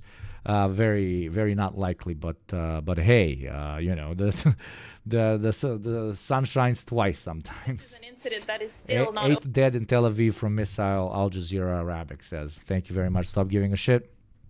8 dead, as we know now, according to a chatter. over. Which is, as we all know, the most reliable information of all time. Not want to be That is even not indirectly a part of that attack. It did not want its skies to be used for those missiles. And now you're telling us that, well, once again, actually, the only good option is to dismantle the apartheid regime. You know how much I couldn't agree more with you. Absolutely, my friend. But here we're talking about this particular situation and this particular conflict / domestic mass murder of Palestinians, kind of toning down at least or stopping at the moment. Because now we have come to a situation where we are no longer even talking about the best case scenario. Here, unfortunately, again, I can't repeat myself enough. Unfortunately, we're in a situation where the best thing that can happen is this not escalating any further, which is again in the complete opposite of the interest of the current Israeli state, which has its fucking dick hard from previous successful operations and thinks that it's untouchable because both the U.S. had its back after they had participated in a genocide for almost a year, and number two, because they just successfully, killed the leader of Hezbollah and had a few terroristic but still successful operations, both with the pagers and everything else, etc. So yeah, now we're in a situation where we want this to cause as little suffering as possible, but suffering will happen. I'm sorry that I have to be the fucking asshole that says this, but that's the fucking reality, which fuck me for it. Hello, Amira Links. Thank you for the bits. Hello, tuning in from a restaurant. Hope you're having a nice meal because it could also be shrapnel that this had part of the fallen world from is the sky. It's important to understand the size and scale of these missiles that are being launched from Iran. The Israeli army had actually put some of them on display after they had retrieved them back in April to show the public exactly what kind of weaponry we're talking about here. So these are huge projectiles that when intercepted, the barrel of them can still fall and hit anything in its path. Wonderful. While A new some child of these soldier, rockets have been subscriber. intercepted, the interceptor itself, along with the projectile that it has intercepted. Thank you, Live Love Levi, for the sub. Welcome to the community, dear friends. Welcome. Is why the Israeli military says when there are sirens, Wonderful. it's A new important to child stay in a soldier, protected area for subscriber. upwards of 10 minutes after the siren stops. How did such Zionist fervor grow within the U.S. and West as a whole? This is a long conversation that we could have for at least an hour, but basically it's money, lobbying, influencing the State Department of the U.S. Through campaign support, which then in return gets repaid in armaments and weaponry by whoever becomes president of the U.S. This is a massive oversimplification, but that is the game that Israel has been playing for a second now, and it's a very successful one. Thank you very much, Jamie2000, for the sub. Welcome to the community, brother. We are swelling. We are swelling today. Impacts in Tel Aviv and shrapnel have also been reported in Tel Aviv and in the areas around the Dead Sea in the occupied West Bank. They're saying that they haven't reported any injuries yet, but that this is still an ongoing situation. Al Jazeera Arabic is saying IDF. Al Jazeera is saying that IDF is saying that more than 250 missiles were fired from Iran. Has the country scrambling, that has If it's that much, if it's around 250, that would be less than how much was sent out back in April. They were responding already to an emergency situation of an active shooter, where we understand now there have been several people who've been killed. So it's somewhat of a cluster throughout Tel Aviv as authorities are trying to assess the situation, but telling all people to stay indoors because this event is not over. Thank you very much, Anastasia, for the sub, and oh boy, welcome to the community, dear brothers, sisters, and NBs. Reporting from Amman, Jordan. Thank you very much. Also have a hype train going, which I'm not going to overboost as we're doing coverage of an active fucking conflict, because that would be extremely distasteful. But if you ever wanted to be hyped by a thing that's called a train on Twitch, to subscribe, that would be the moment. This would be the moment. So do consider supporting the show and having an adless experience in return for a line going quick and becoming a big train. Let's try and reach level 5. That would be pretty sexy. Israelis who paid with their lives, and the soldiers now in southern Lebanon. Actually, thank you very much for your 10th gift sub by Orbital Pyramid. Oh, I love my orbital pyramids, brother. Send that orbital. I mean, this orbital dome wasn't all too successful right now, if you know what I mean. But orbital domes, are different than orbital pyramids, baby. Thank you very much, man. We are now looking at 8 people who were murdered in the last hour. Thank you very much. Also, Marble Honey. Thank you very much for the sub. Let's see. We have responses by who do we have responses? Let's see. This is a developing situation that we're watching here now. I just want to repeat for 100th time, chatters, no matter if you would like to celebrate or condone this, keep your comments in the chat relatively humane, both from just a perspective of basic human morality, but also from the perspective of, don't invite the fucking FBI into chat. Okay, that would be nice. That would be nice. Be smart, okay? Power levels are called power levels for a fucking reason, because you need to hide them.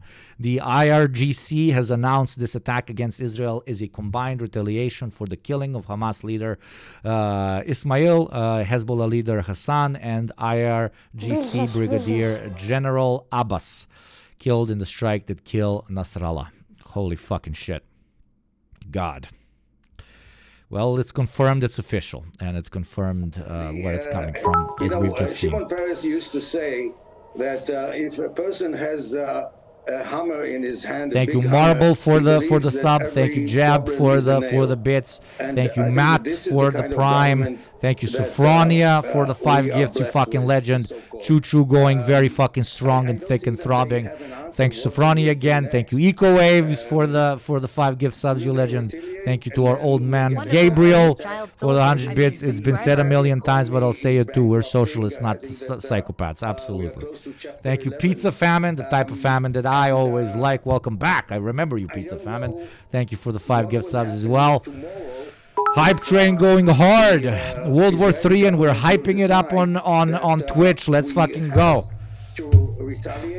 I wonder how you're gonna watch Twitch streams from your forward front base, brothers. The possibility that this is the scenario that Netanyahu had in mind in order to attack the Iranian nuclear facilities. Thank you, Sound, for the sub, and thank you, Radiant Radioactive. All of you who are new here, we cover news all the time. We cover philosophy. We cover politics from a very, very progressive perspective.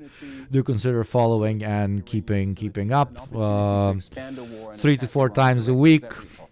It's always a pleasure to have more members of the Child Soldier Army, which is a very disgusting thing. I call all my subscribers. So yeah, just get in store for some heavy language. That's all I'm preparing you for. Thank you, Himbo MP3, the type of MP3 I always like playing for the 5 gift subs. Thank you very much. Thank you very much, guy. And the train is getting thicker and throbbier. Iran was never so close to the So, you are very kind today, motherfuckers, especially one of my favorites, Jocula, that Serbian piece of shit. Thank you very much for the 5 gift subs, brother. Hype train getting even thicker and even thicker. Thank you, Jocula, seriously. Respect, brother. I think that he wants to create a situation that the Israeli public, maybe even the American administration, and while the president is a lame duck, maybe this is the ultimate situation for him to do what he was dreaming to do for so many years, is to eliminate. Remember that he equated Ahmadinejad to Hitler. And, thank you, Romka. Guys, remember what Hugo said will happen when the hype train reaches level 6. He was not joking. Oh, yeah, remember back in the day what you used to say? Oh, I can't repeat the joke now, but the OGs in chat know what I was saying for level 6 hype trains back in the day, and where they land when they go up into the sky. So I believe, since he's the son of an historian, he would like to leave behind him something like, ending the... So how bad of a situation is this all-out war in the Middle East? I mean, what started the all-out war in the Middle East is a continuous genocide against the Palestinian people by Israel, and now the full frontal boots-on-the-ground invasion of Lebanon. Okay, this is an absolutely rational. Obviously, the targeting of civilians or civilian infrastructure is something we will never outwardly support, etc., etc. But this is a response to what Israel has been doing for so long, and it is. If you know what Israel has been doing from a scale from 1 to 100 is 100, this response is like a 2. Okay, not when it comes to efficiency, but when it comes to its brutality. Wonderful. A new child soldier. We'll see as the situation develops where it goes, but it's as I've said previously, there's not really.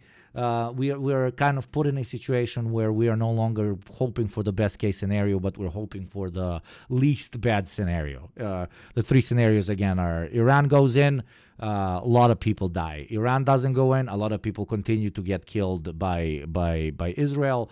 And the third, only relatively positive one, which is very unlikely, is the United States no longer sees its interest aligned to Israel, which is now going into complete hyper-fascist insanity mode, hyper-imperialist colonial mode, to use all the fucking PhD terminology, as we call it here, and to finally step back from supporting them, because Israel does not have any financial, military, or infrastructure capabilities to run any war, let alone a long protracted war against its neighbors, except if they keep getting money from the United States of America.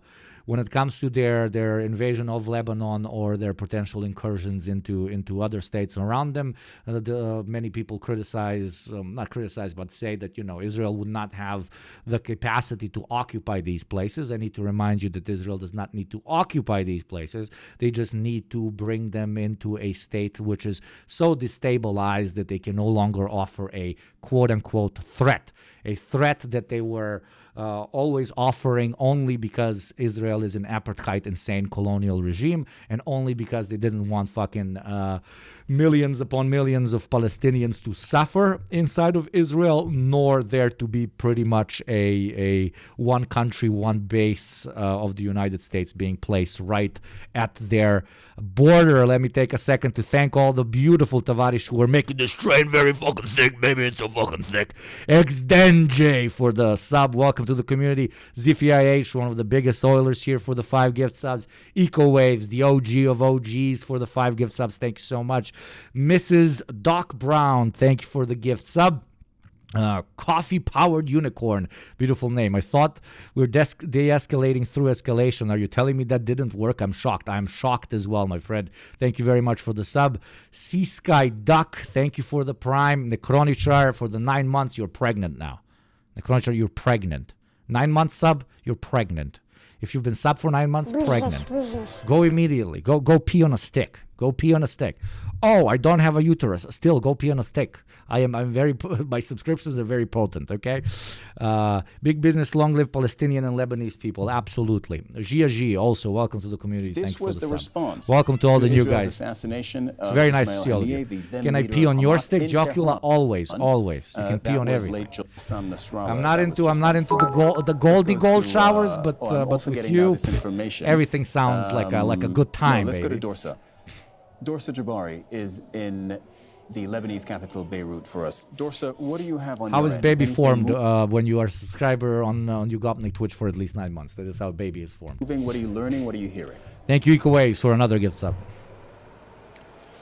Well, people here are celebrating, Cyril. Wonderful. We've heard over the past 20 minutes since the news broke of Iran's unprecedented attack on Israel. Is it unprecedented though? Like clicking that red doubt button, pressing F. We've been hearing the sounds of gunshots and fireworks. We didn't know what they were at first, and then we realized what was happening. The supporters of Hezbollah celebrating Iran's decision to launch their second attack in Islamic Republic's history since the revolution of 1979. If you have any relevant news or any alternative footage, by alternative I mean alternative angles of the bombardment, please do consider putting it in chat or sending it to one of my lovely mods, and we'll check it out. The country for over 35 got zins in the background. I got all different types of ones. I currently have one in my mouth, baby.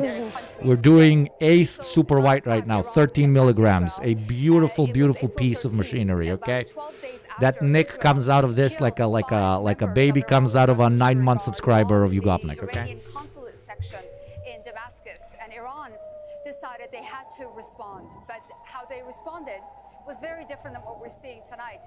They through back channels, here is another perspective. the United States and Western powers to tell Israel that I'm a bit slow because I gotta check if somebody's not fucking trolling me with like just a big fucking dick. Only an hour or so before this attack was launched, Israel started to put out big signals from the United States that it was waiting for an attack by Iran.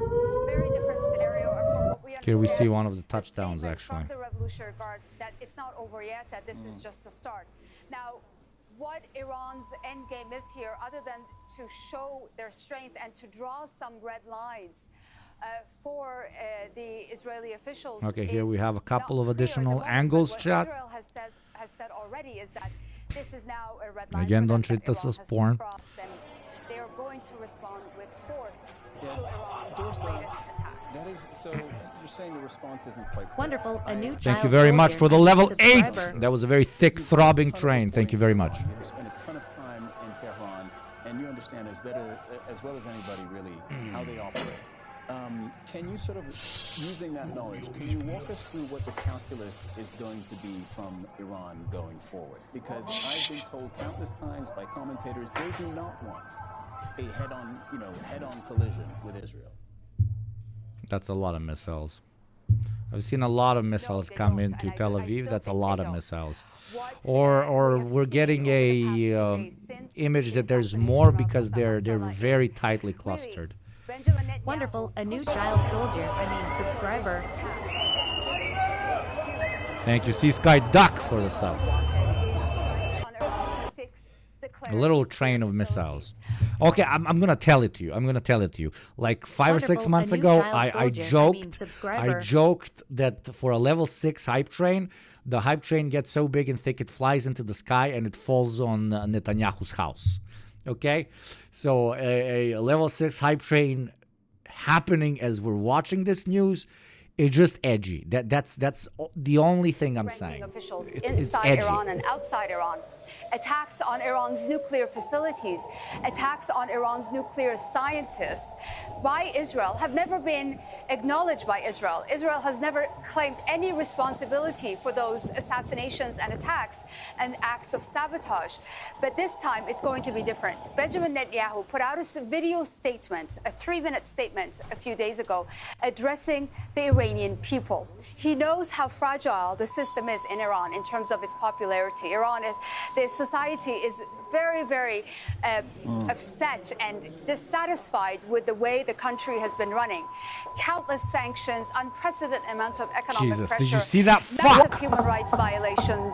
There is no freedom of the press in the country in terms of what it used to be prior to the death of נפילות בנבטים, אחי. we saw protests. נפילות קשות בנבטים, שומע? At least וואו, 8 וואו, וואו, protesters וואו. executed in וואו. Iran. So all these events have really put a strain נפילות, אחי, נפילות של החיים בנבטים. נפילות בנבטים, אחי. נפילות קשות בנבטים, שומע? וואו, וואו, וואו. It's always crazy when we're doing live news and this is something that is literally happening. Like right now, I'm sitting in my comfy little fucking Balkan room here. Yes, I'm Balkan for all you new chatters. I'm unhinged and evil. I'm sitting in my comfortable room. Hopefully all of you are safe and sitting in your comfortable rooms.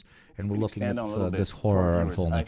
Thank you, Veltuk and Velding, for the subs. Benjamin Thank you. Netanyahu addressed the message directly to Iranians. Anybody in Tehran, stay safe. That's all I'm saying. Unless you follow the Twitter account of the office of the Israeli Prime Minister, you probably will. Our viewers probably will have missed that message. But he does have that 3-minute. Why don't you do Telegram screen share? What? Because I have chats with my bros on Telegram, and there's some shit you shouldn't see there. And by some shit, I mean like some disgusting fucking memes, okay? You're not going to find horse porn or child porn anywhere near me. Thank God. Thank you for Sacred Menu for the bits.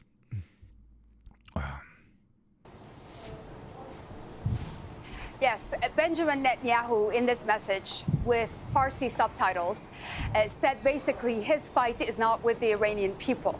He does not want the country to, what he said was... How am I supposed to focus on work at a time like this? I just want to drink and dance and pray for our existence. Yeah. Welcome to the 21st century capitalist neoliberal experience, my dear friend. You don't want to go to work because work alienates you and it kind of fucking sucks. you don't want to watch the news because everything is super fucked up. You can't find anything that can rip you out of your systematically influenced depression because you just keep getting bombarded by worse and worse news. This is late stage capitalism, and we're all subscribers to its either downfall or slow metamorphosis into an even worse version of itself. All we can do is either sit back and watch or go and fucking organize, okay? Go and fucking organize. Join an org, start an org, go protest, go support the causes that you care about. Join a fucking union.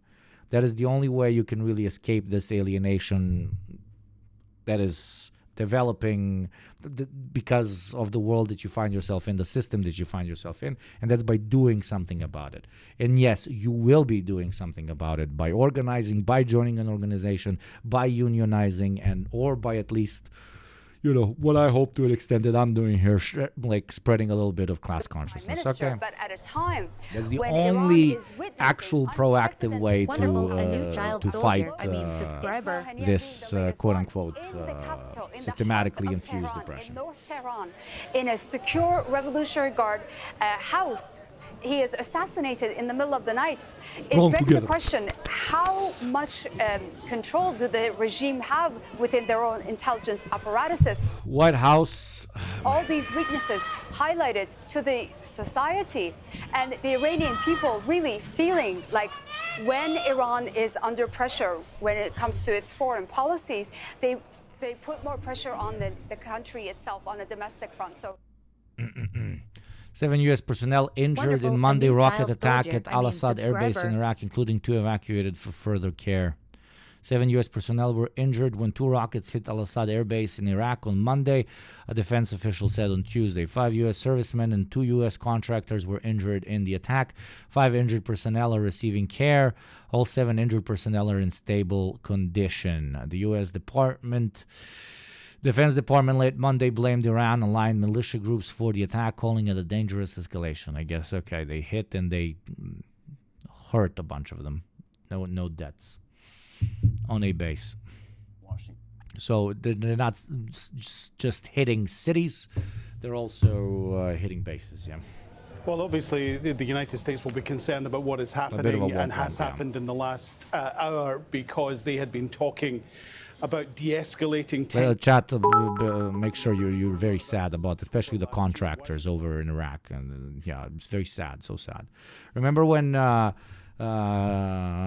Kamala in her last speech said that she's very proud that there's no U.S. troops stationed in active military zones, and now we're reading about news of them being hit in bases. What is that if not an active military zone, my dear friend? But they were always aware that... Or like U.S. troops and technicians and technology being used to, for example, shoot down missiles that are raining down on Israel. That is called being in an active military zone, my friend, but okay, whatever. It was imminent, and within the hour of that announcement being made, we saw those missiles being fired into Israel, into Jerusalem, and into Tel Aviv as well.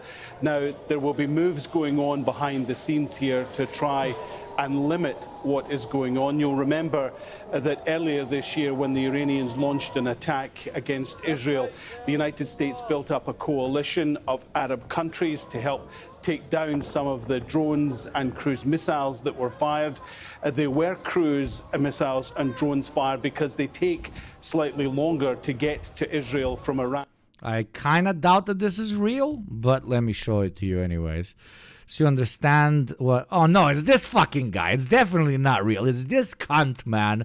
It's this guy. This guy is like my evil twin.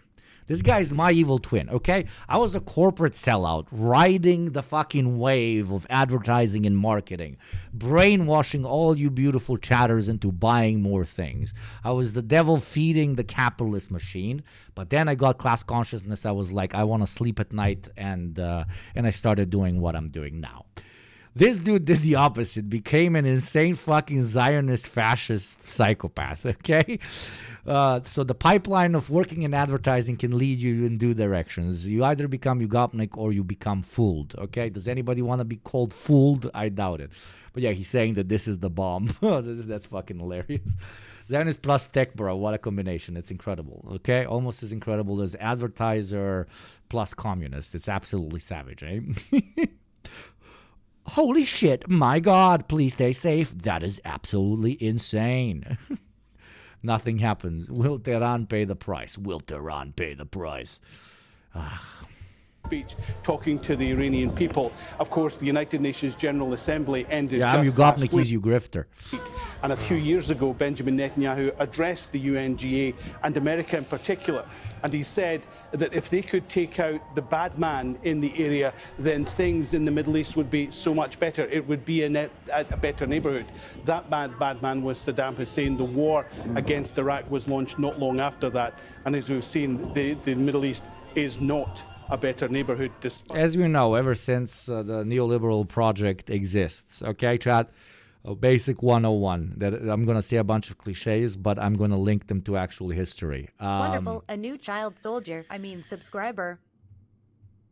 When they went to colonize, when they went to get slaves, when they went to extract resources in Africa and Asia on their ships and with their sabers and with their one-shot rifles at the beginning of European colonization, they both said, yes, this is good for the state, but the outwards messaging that they did amongst the elites and amongst the general population is that this is actually good in the long term because we have invented liberalism domestically. We are now going to export it abroad, and we're going to teach these so-called barbarian people on how to live better. What actually happened? Mass enslavement, mass exploitation, max use of so-called free labor, which is basically slavery, etc., etc. That happened for a couple of centuries. Now, with the most recent kind of American overstep, which we can call large overstep, which we can call Iraq, they basically did the same. They, instead of telling you, hey, these people live in huts and we want to actually teach them on how to run organized civil liberal society, they basically said, oh, we're going to go and we're going to deliver democracy to them, and we're going to remove this evil figure, Saddam Hussein, from governance. Just the same fucking pitch being given to us for the last 6 fucking years, just repackaged with slightly different words. And it's the same pitch that now the American people and people from all over the world are hearing on why Israel gets to do terror attacks in the middle of the capital of Lebanon, right? Is because they're trying to hit the actual bad guys, without which everything's going to now be better in Lebanon and everything's going to be better in the Middle East. That's why please allow us to invade to invade Lebanon, and everything is going to be okay. And after Lebanon is going to be another country and another country and another country and another country.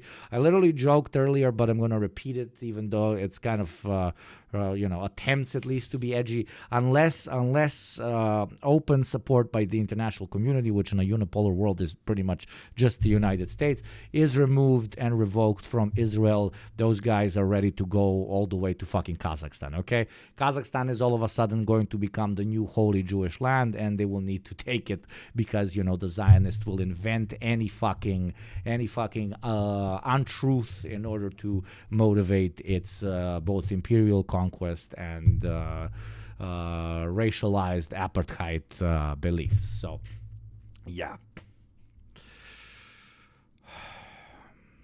Iran's capabilities.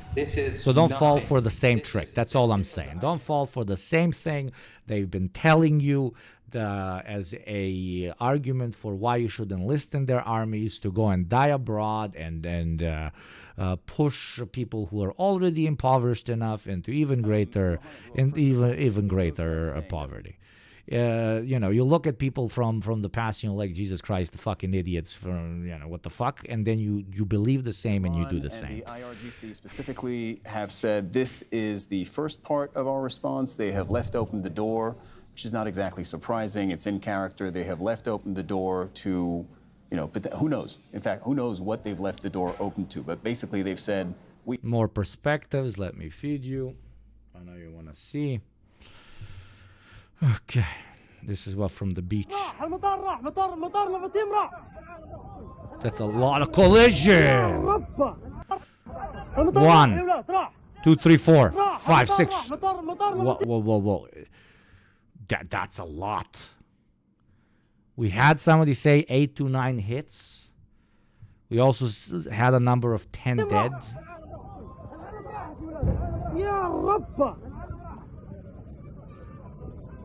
يا أولاد مطرفت امرأة يا رب يا الله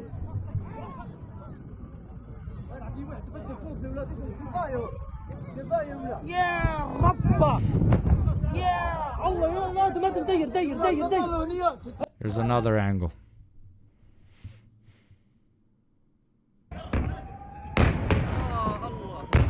Again, don't openly celebrate or say stupid shit in chat, please. I love you very much, but hide power levels respectfully, please. We don't want to get fucking banned. I love you.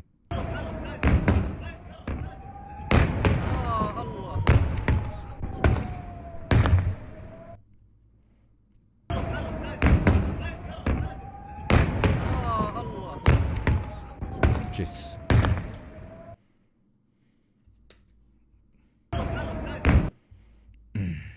Always been a city of espionage.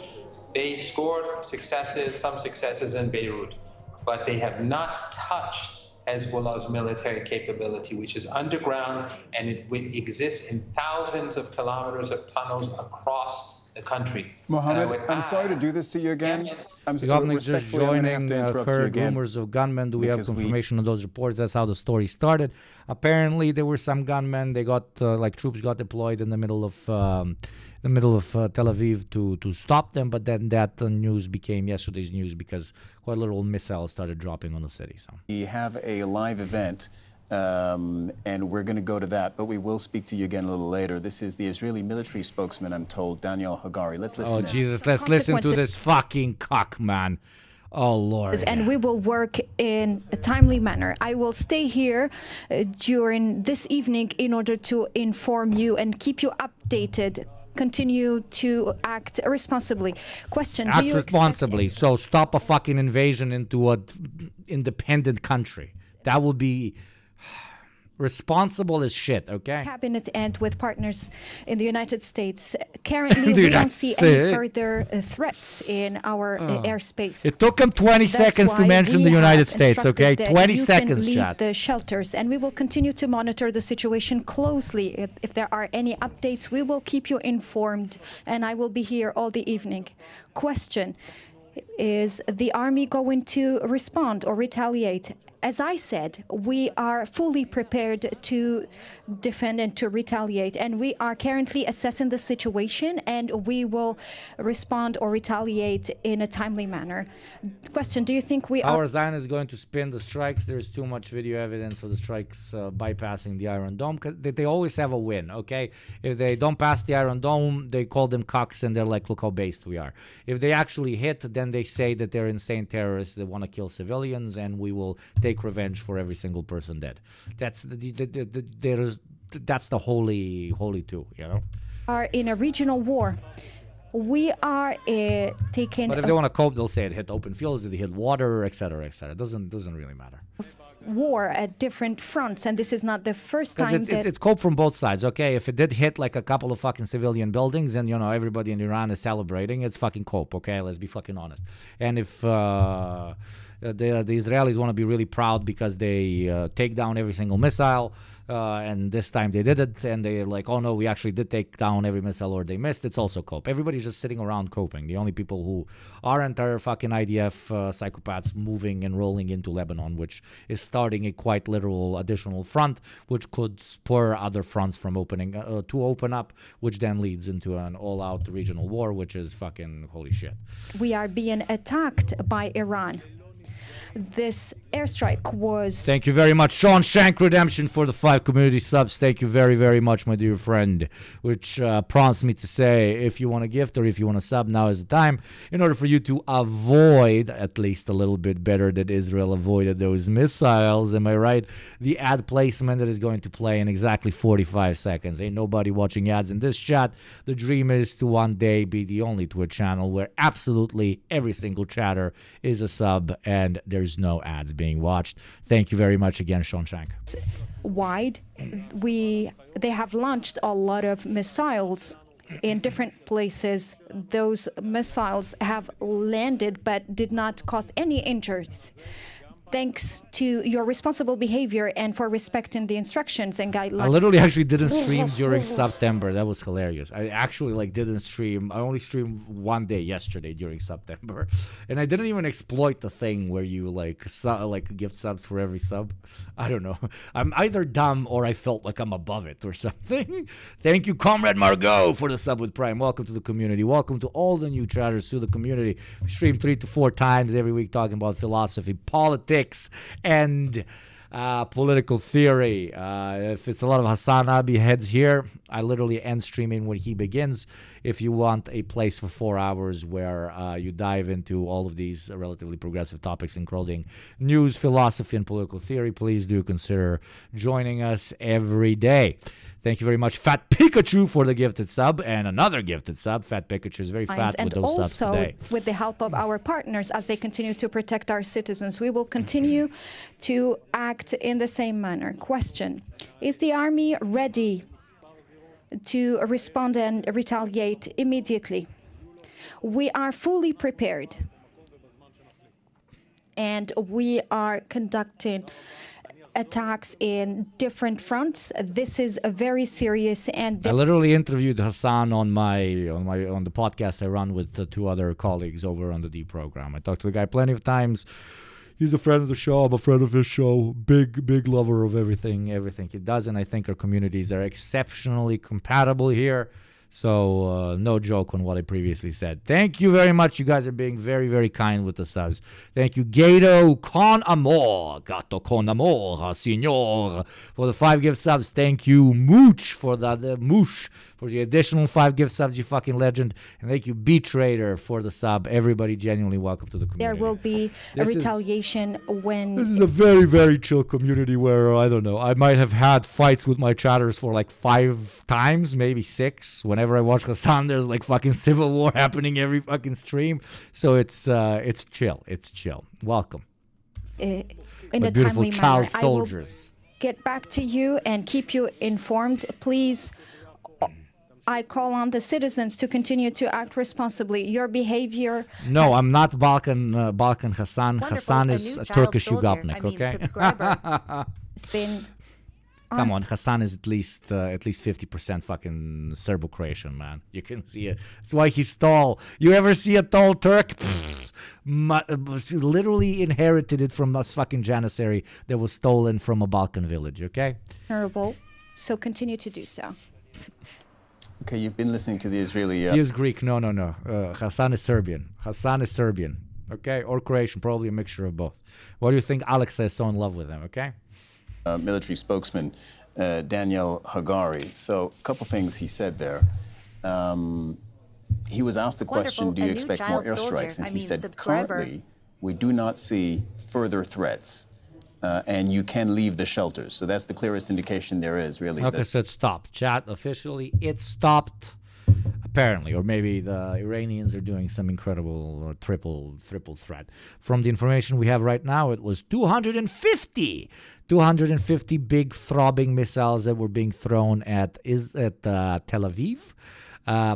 Correct me, chat, if I'm wrong, 300 were sent in last time.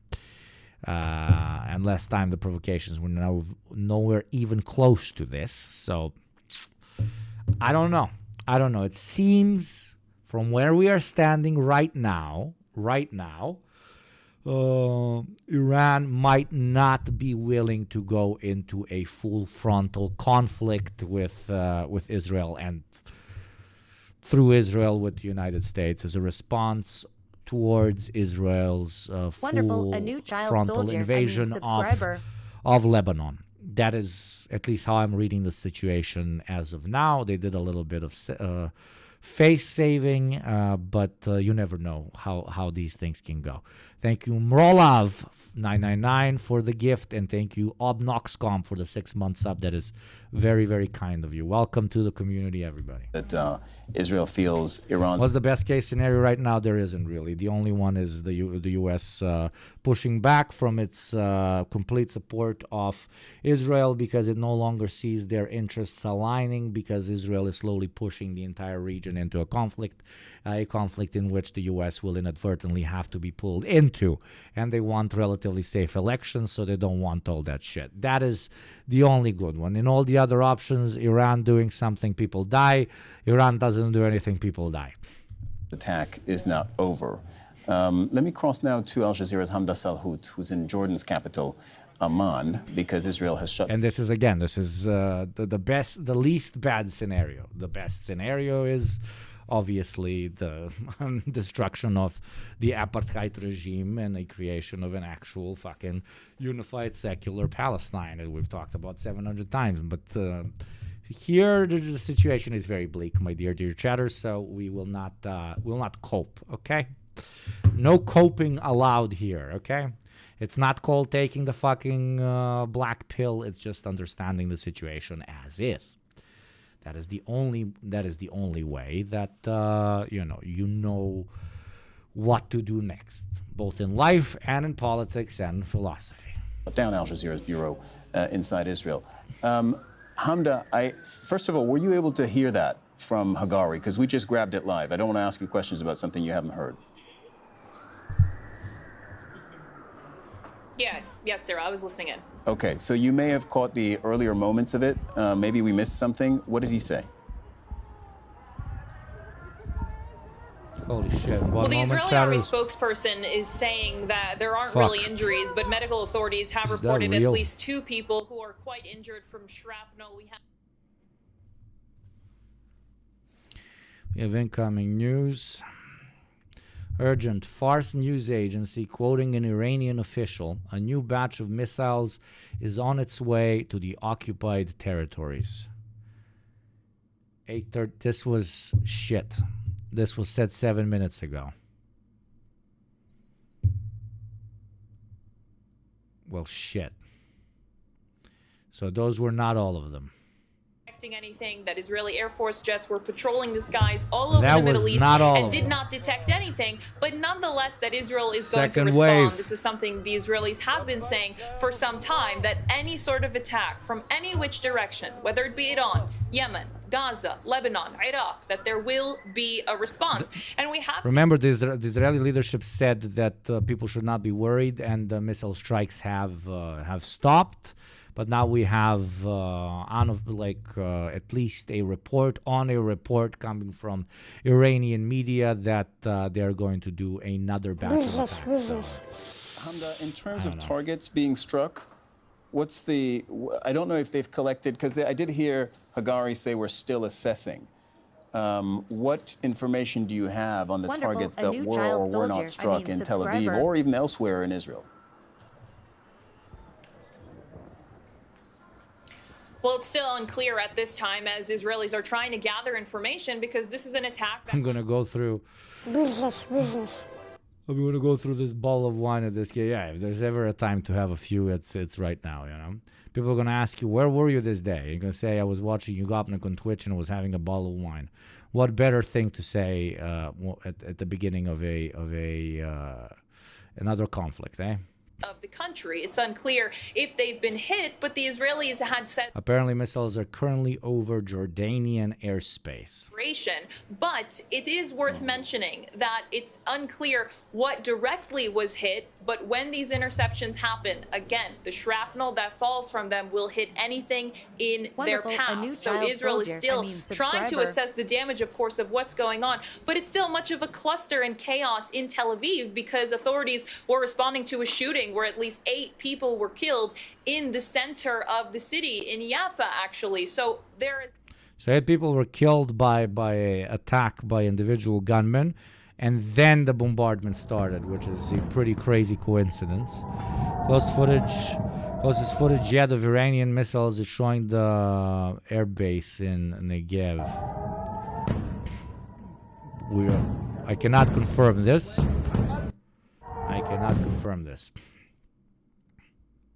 But there is a possibility. To bear in mind, President Joe Biden, the U.S. president, has directed his military to aid Israel's defense against Iranian attacks. Iran's supreme leader, Ali Khamenei, remains in secure location after missiles were fired at Israel. Sup got out of the bomb shelter a few minutes ago. Free Palestine. I hope you're safe, bro. I hope you're safe, applesauce. Jesus Christ. I know what it's like to sit in bomb shelters pretty fucking well. So you must not have had the best of times. When, of course, there are missiles, hostile missiles. But yeah, they just said that there might be a second wave. At least an unconfirmed report that is reporting on an unconfirmed report from Iran. So maybe go back inside. That's all I'm saying.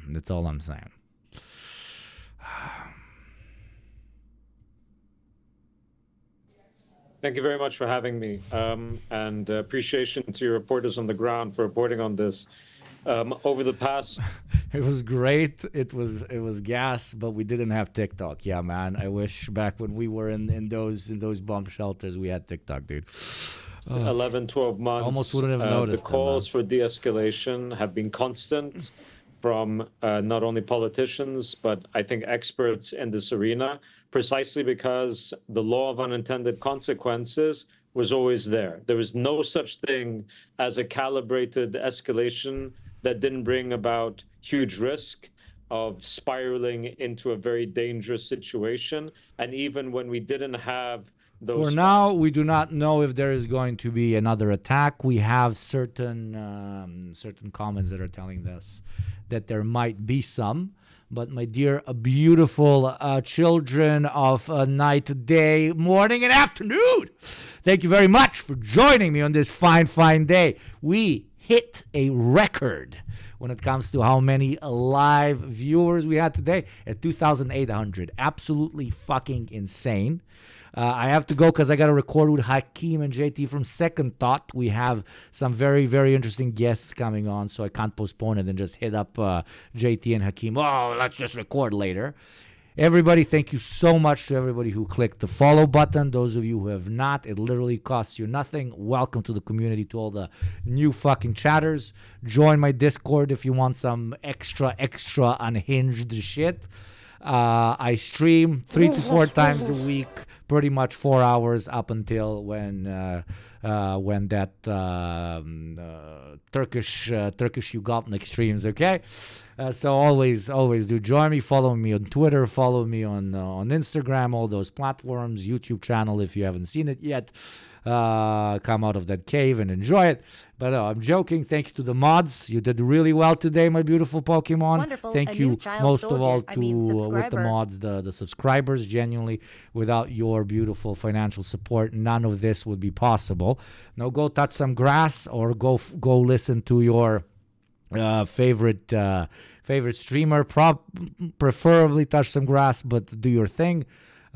Keep up with the news or don't if it depresses you.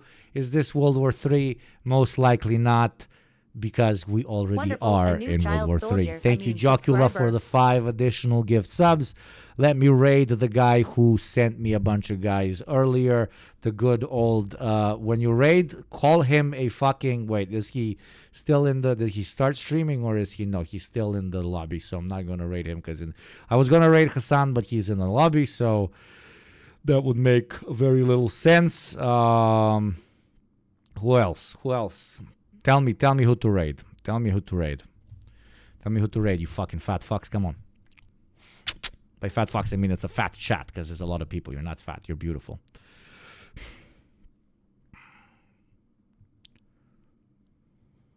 I think Sean the Black is also still... No, Sean the Black started. But I raided Sean the Black the other day. I rated Rob as well. Who do you want to hug today? I'm overthinking this. I gotta go. These fuckers are waiting for me. There, I gotta say thank you, even though he's doing the fucking thing. Let's sending you over to the Turkish Balkan. Okay, say hi. Keep calling him. He's Turkish Yugopnik. Okay, I'm tired of being called the Balkan Hassan. No, he is a Turkish Yugopnik. Brilliant stream. Thank you, everybody. Thank you to the new community members. See you most likely on Thursday, but maybe tomorrow. Actually, very likely tomorrow. Very likely tomorrow. See you tomorrow, you beautiful, beautiful motherfuckers. Okay, go and say hi. Bye-bye.